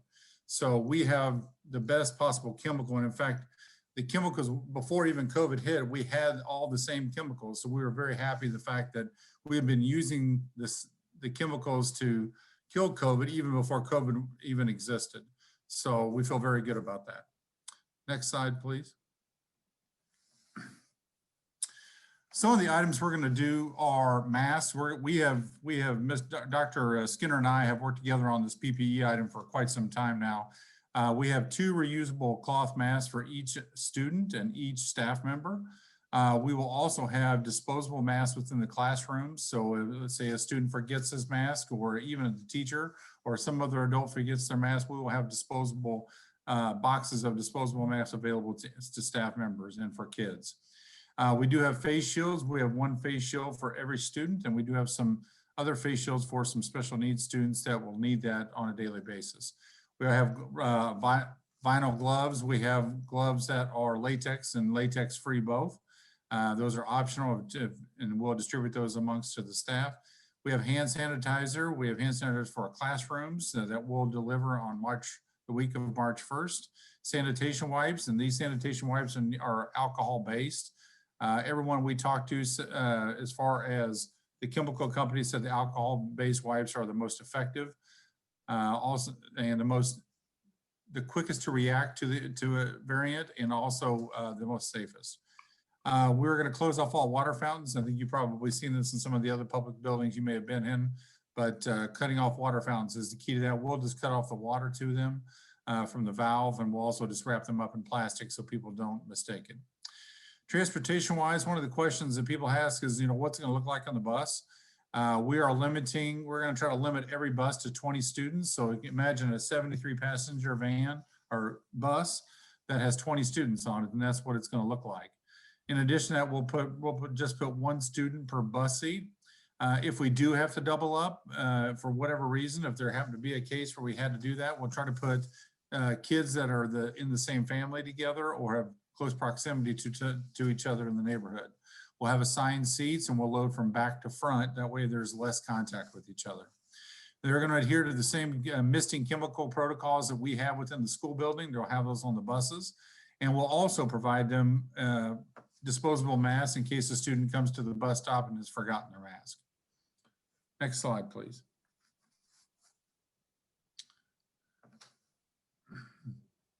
So congregational areas or communal areas are probably some of the biggest concerns. Obviously, you know, large group gatherings like the cafeteria or the music room or whatever it happens to be, you know, if they're inside, these ones we really want to stress social distancing and interpersonal interactions as far, you know, really be conscious of that social distancing piece. Principals are buying signage, and we're providing some signage to remind and encourage social distancing and sanitary practices like washing your hands and keeping your mask on over your nose and your mouth. And we're going to post those all across the building for the kids. We did buy some shields for some class. There are many schools that still just have tables, don't have individual student desks. So Dr. Skinner and I bought some shields for those. In addition to students wearing the masks and the teachers wearing the masks, we'll have some shields, table shields that are available to the principals. Students, for the first 2 to 3 weeks, we're going to have them eat in the classroom. And then we'll evaluate at that time if we can move certain numbers of kids to the cafeteria. But I think it's important now that we try to contain that spread and students amongst each other and try to isolate that as much as we can by eating in the classroom. And this has been a very common practice across the city amongst many schools where even now throughout the entire year, they've been eating in the classroom. We're going to be taking temperatures twice a day. Once when they show up and once in the middle of the day or as needed. And then of course the staff is going to do a check-in on Frontline Health app that Casey Clapmeyer's helped us get, so we're able to check ourselves as responsible professionals so we make sure that we don't have symptoms and bring COVID to the school. In addition to that, our filtration system, this is something that has become kind of a hot topic. We're very fortunate in the fact that we have always integrated MERV, what's called MERV 11 and 13 graded filters. MERV is just an industry standard name for air filters within HVAC systems. We have 11 to 13 depending on the system that we're using. And those are hospital grade filters or lab grade filters. And we have those in every single building across the district. And in fact, we have been using those even prior to COVID-19 as well. So. Good evening, board. I'm going to take the opportunity to go back over our anticipated return to learn schedule as it relates to in-person learning.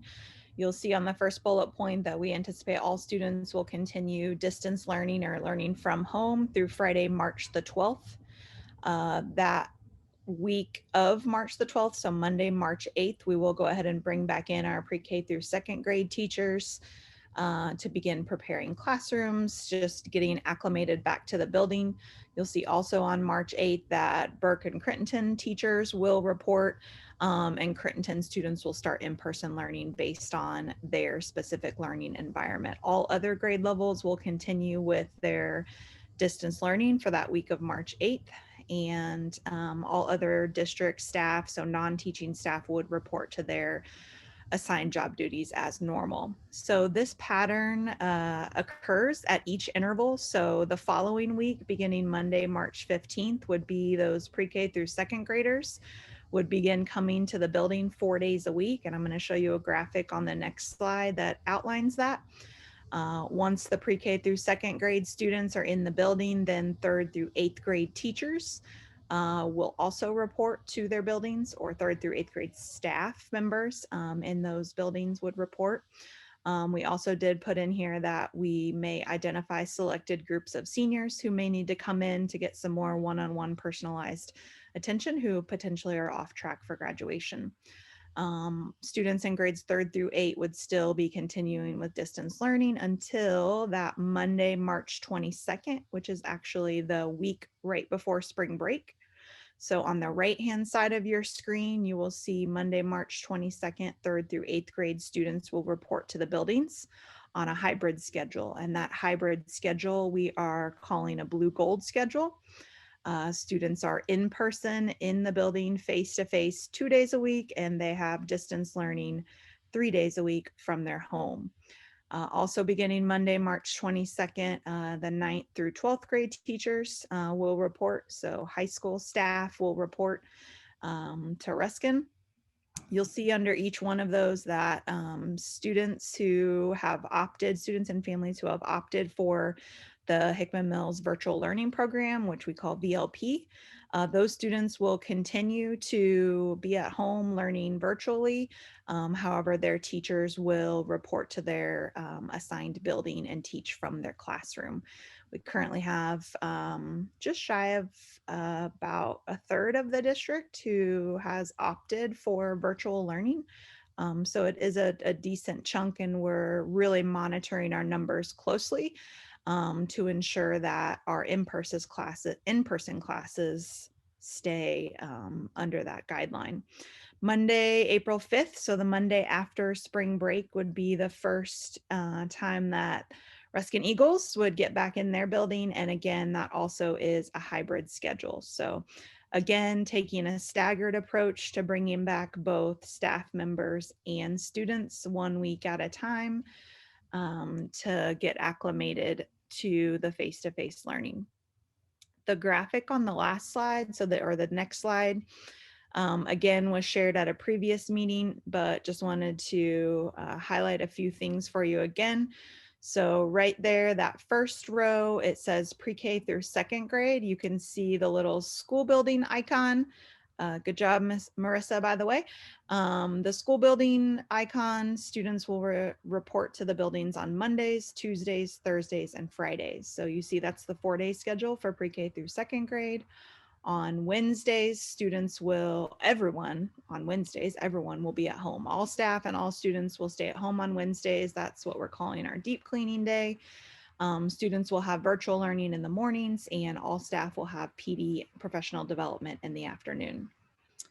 Once you get down there to 3rd grade on up, it's the same hybrid model, and this is very similar to what our area districts are doing. The only thing that is different is some districts are doing an alternating Monday, Wednesday. Other districts are doing a back-to-back Monday, Tuesday. So we've opted for back-to-back. That allows for that Wednesday cleaning day, like I shared, before the new group of students comes in. So if I am a 4th grader attending Warford and I am in the blue group, then I am going to attend school at Warford on Monday and Tuesday, because blue group students come to school on Monday and Tuesday. On Wednesday, I'm going to have virtual learning with my teacher via Zoom in the morning, and I'm going to have independent work to do that afternoon while my teacher is doing professional development. And then on Thursday and Friday, I will be learning from home through assignments and activities and lessons that my teacher has pushed out via Google Classroom or Seesaw, whichever app the teacher is using. It will be mostly independent, but teachers or students will still have access to, obviously, email their teacher. They just may not get the immediate face-to-face response that they get right now, obviously, on Zoom. We are encouraging staff to, and we'll continue to encourage as we prepare for our return to learn plan, but we'll be encouraging teachers to think through our use of our technology resources, and how can we pre-record a lesson that we can push out that students have, how can we use iReady and some of those other resources that the district has. The other thing to note on this schedule is that we have kept families all within the same group. So if a family has 4 students, maybe they have 2 elementary students, a middle, and a high schooler, then that family all is in the same learning group. So they will either all come to school on blue days, or they will all come to school on gold days, to help make that transition a little bit easier. Our students that I mentioned earlier that are 100% virtual learning, that are in that VLP program, so parents have opted for them to continue to learn virtually through the end of the year. They will have a bit of a schedule adjustment because we want our virtual learning student schedules to mirror the traditional schedule for that building. So if I have a student that's a Truman virtual learning student, then their virtual hours with their teacher will be the same as the Truman school hours, just like if they were actually in face-to-face. So this graphic was shared previously. It's also included in the more detailed return to learn document that Mr. Obeng has mentioned several times that will be sent out in the morning. And I think I'm turning it back over to you now, Mr. Obeng. Thank you. Before I sum up, I just wonder if there's any questions from board members. I have two questions. I have one that's when we talk about shutting off the water valves at like the water fountains at the school. So my thing is, if I know we have to due to COVID, which is safety protocol, but what do the kids do when they are thirsty in the middle of the day? Because you know how kids are. I'm thirsty, they want something to drink, and they can't drink from the water fountain. Are we coming up with something for them to have as a backup plan? Maybe they need to bring their own personal water bottle or something like that. Yeah, Mr. Weekly? Yeah, and part of the return to learn plan is that we're encouraging parents to have students bring water bottles to school, whether it be their personal water bottle or a water bottle they would buy from the store. So yeah, we're encouraging them to bring it. Okay. And my second question is the schedule, how the schedule is during the week. So they're doing virtual. I've seen that on Thursdays and Fridays. They're saying the teachers, it'll be virtual, but the teachers, it's basically going to be independent work for the students. The teachers are not going to be live. If I'm correct, if I heard that right, the teachers won't be live on Thursdays and Fridays. It's basically independent work for the students on Thursdays and Fridays, right? Yes, Director Carter, that's correct. So what are the teachers doing on those Thursdays and Fridays?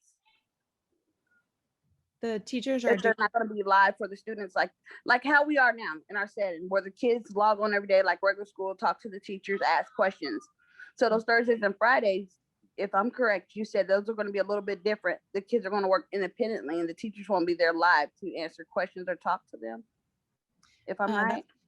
Yeah, that's because the teachers will have the gold group of students face-to-face. So they'll have their Blue Day students face-to-face on Monday and Tuesday, and then on Thursday and Friday they'll have the gold group of students. So it'll have their whole class. Oh, okay. I was thinking, okay, I guess I got confused. I was like, well, the teacher's not going to be on live to help them on Thursday, Friday. What are they going to be doing? Well, the classroom full of kids. Okay, gotcha. I believe, Ms. Rowe, that there'll be opportunities for students to check in with those teachers on Thursday or Friday if they have some challenges. I know teachers are in communication on email and other platforms with their students for supports if there's that needed, correct? Yeah, and it'll be a learning and adjustment period. We talked about that first 2 to 3 weeks, and that's why we're phasing in grade levels at a time. We know that teachers are preparing for an unknown of not having done this before, and we haven't either. And so we'll continue to adjust to meet the needs and thinking about ways that we can provide more time for planning and collaboration for teachers, that they can independently plan for these virtual days for students. Okay, and one more question, sorry. If the kids, okay, so our special education children, I know a lot of parents opt in as for kids staying at home, going just straight 100% virtual for the rest of the year. But if you do have a special needs child or a child that's at special education, we are going to take, is there some way I think we should address the parents may consider them going in at least 2 days out the week or 1 day out the week just to see their teachers, because we notice that they need more help. Are we looking into that, at least making that in consideration if a parent is needing more help with their child, allowing them to at least go in 1 or 2 days to meet with the teacher to get that help? Yeah, I'll let Dr. Skinner answer this, but I would just say that our goal is to accelerate the transition back, right? So hopefully as after the first few weeks, hopefully we might have inoculations by then, numbers are going down, we start increasing more interventions of going into school, and eventually we're into close to green. So hopefully that happens. But I know that even throughout the virtual, we've had opportunities for special ed as well as EL students to go in and get support directly from teachers. So that's my summary. Dr. Skinner, anything you want to add, supplement to that? Just that, again, that they will follow the same pattern as, everyone else. So, we'll have a lot of students that are served through student services with an IEP that will be there on Monday and Tuesday, and then we'll have another group on Thursday and Friday. And every one of our students with an IEP has had their IEP amended and met more than once in the school year. So we're making sure that, again, we're trying to meet our students' needs where they are, and that's been adjusted again throughout the year at least twice, and I think it will be one more time based on the minutes. So again, they will be coming in, they will be served, and even the students virtual, they have an opportunity to check in with their teachers on a regular basis as well. Okay, but that communication will be, they will make that communication with the parents and let them know that, hey, your child is able to meet with their teacher. Will they communicate that with the parents so that they're aware of that? So they don't sit there and just think, oh, I don't have no help with my child, and be, just feeling like they don't have any help. But will someone be communicating that and letting them know that, for their child? We're gonna, and as Ms. Rose said, what part of this is also learning for us. We're gonna start the first couple of weeks. We're gonna be meeting as a team every week and getting feedback from our teachers as well as our parents in terms of and hopefully we can open up things. I know there are some parents already who are interested in going back, where when they did the survey in December, they said, no, I'm keeping my kids. And now they want to go back, but we've already set our classes, so we can't take them in, but we're kind of waiting and saying, okay, wait, give us a chance to kind of get things started. And then we can look to see at some point if we can allow people to come in. In terms of the EL and special ed kids, we know that there's going to be some level of intervention that's going to happen eventually, where even kids who are out to make some contact with teachers. So it's a week to week. We're going to continue review and hopefully open up. Hopefully, if things keep getting better in the community, we'll be able to start opening up more, and we'll sort of head to a green, because there's different levels of yellow we can go to, right, in terms of interaction. But those are great questions for us to continue to consider. I have a quick question, Katie. Will the teachers have to stay in the classroom with their students for lunch, or will they get a duty for lunch? Yeah, for the first, again, like Mr. Weekly said, for the first 2 to 3 weeks, students will eat in the classroom with their teachers. They will travel to the cafeteria as a class to pick up their lunch, determined by a schedule that the principals have been working on with nutrition services, and then go back to their classrooms. Pretty similar to what all the area districts around us are doing. And again, we'll revisit that after the second week and see if we're at a point where we can take small groups of students into the cafeteria. So my question is, when do teachers get a break then? So the break time, a couple of things. So first is we've met with all principals and discussed with them some of the return to learn plan overarching guidelines. We've shared with them the strategy for lunch for the first couple of weeks and encourage principals to think about a relief schedule. So who in the building is available to give a teacher a break if there does need to be a restroom break, a personal break, a phone call, whatever that is. And then secondly, teachers will still have their typical planning time during the day while their students are at specials.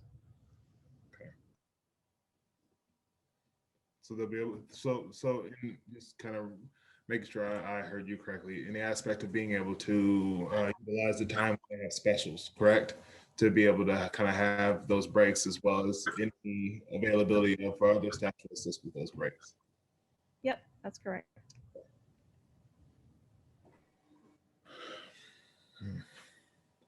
Board members, do you have any other current questions? Did I hear that we were going to provide some bottled water, right, at the schools? Or no? I think they're going to be able to, he said that they're going to be able to bring their water bottles, or they had some there. I think he said they might have some there, but you have the option to bring your own. That's a good point, Ms. Kendricks. I mean, supply chain is difficult as well too, but I know schools already have some waters, but we can explore that and see if we want to have plastic thing waters available for classrooms as well too. So we can look at that.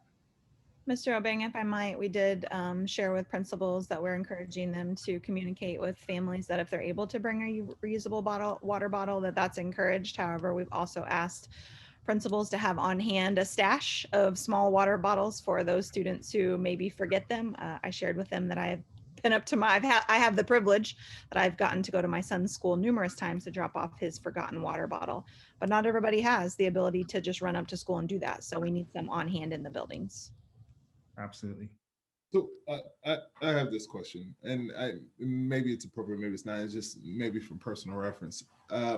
So I think is it Form 1099 for IEPs? With those sped kids that you're dealing with, does the IEP change, or will the IEP be will that is it 1099 form that's put in place as a will that imply any changes that occurs with us going into such a hybrid setting? There are some changes in the IEP, and again, a lot of it deals with minutes and support. And that's why I said, again, every IEP I know for a fact has met at least twice this year, and we'll be meeting again to adjust those minutes. And again, you also have to remember, we're bringing our paraprofessionals back. Again, some of the ones that have been furloughed, they'll be back as well. So we'll be shifting all the paraprofessionals around to the different buildings to provide support for our students as well. And for those extreme self-contained classroom, the MAP A, because they do have that extra level of a para, they're able to go ahead and actually use what's called a swivel. So they're going to go ahead and have a swivel, which basically allows them to put an iPad on a tripod and go ahead and zoom in with those students at home, and go ahead and they can join them from the classroom. But again, they can only do that because they do have that extra level of support in the classroom. Okay. Okay. Okay. So with that, let me do a thank you. First, let me thank the board for your continued support throughout this process. I know this is not an easy, it's a sort of a political decision, because either way, there are going to be people who are not happy with us going back. If we're out, people are still unhappy with that. So we're trying to find the most elegant solution as possible to try to balance it out. And I think we've done a pretty good job of trying to continue to do that. Let me say thank you to parents. I know many parents are kind of excited to the opportunity to go back. For those parents who are doing that, we're gonna do the best to keep your children safe. And for our staff, there are some staff who are excited to be going back and seeing their students. And I know there's some staff who have legitimate health concerns and are cautious about this whole process as well too. So for them, I encourage them to continue to talk with your principal or supervisor, and then to HR. There are options for individuals who have extreme cases that they want to deal with. And we have several weeks before we actually enter. That's one of the luxuries we have right now before we actually start implementing. And with the decline of the numbers, that's good. And hopefully we'll have more new news in the coming weeks around the Truman partnership. So with that, we'll close that. Look for our communication tomorrow, and then each week we'll be sending you an update right up until when we actually start to transition back to the buildings.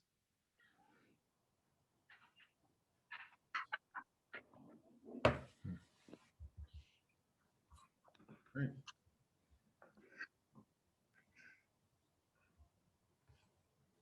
Sorry, just one sec. Oh, while you're doing that, you know what I fucking neglected to recognize is Black History Month. We do have something on it. I know we had those wonderful students at the beginning.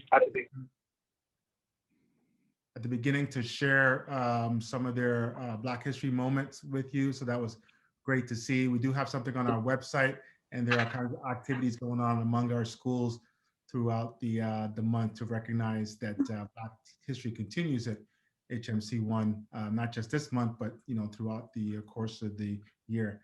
And I also want to say Gong Hei Fat Choi to my Chinese community members out there. It is Chinese New Year during this period, and want to recognize that as well too. So thank you. All right. I think we're on to We're on to, sorry, Closed there's, session. yeah, I'm getting feedback. That's why I'm like, Okay. so we're going to item 10.0, which is recessing open session to go into closed session. The chair is seeking a motion to go into closed session. I move that we recess and go into closed session. I think you gotta also cite the 610. Oh, I'm sorry. Closed session 610.021, 1-3 and 13 RSMO. Second. Moved in second. Is there any discussion? With no further discussion, call it to a vote. Mr. Brooks, Aye. Mrs. Kendrick, Aye. Mrs. Grace, Aye. Mr. Carter, Aye. Mr. Townsend, Aye. Mr. McGee.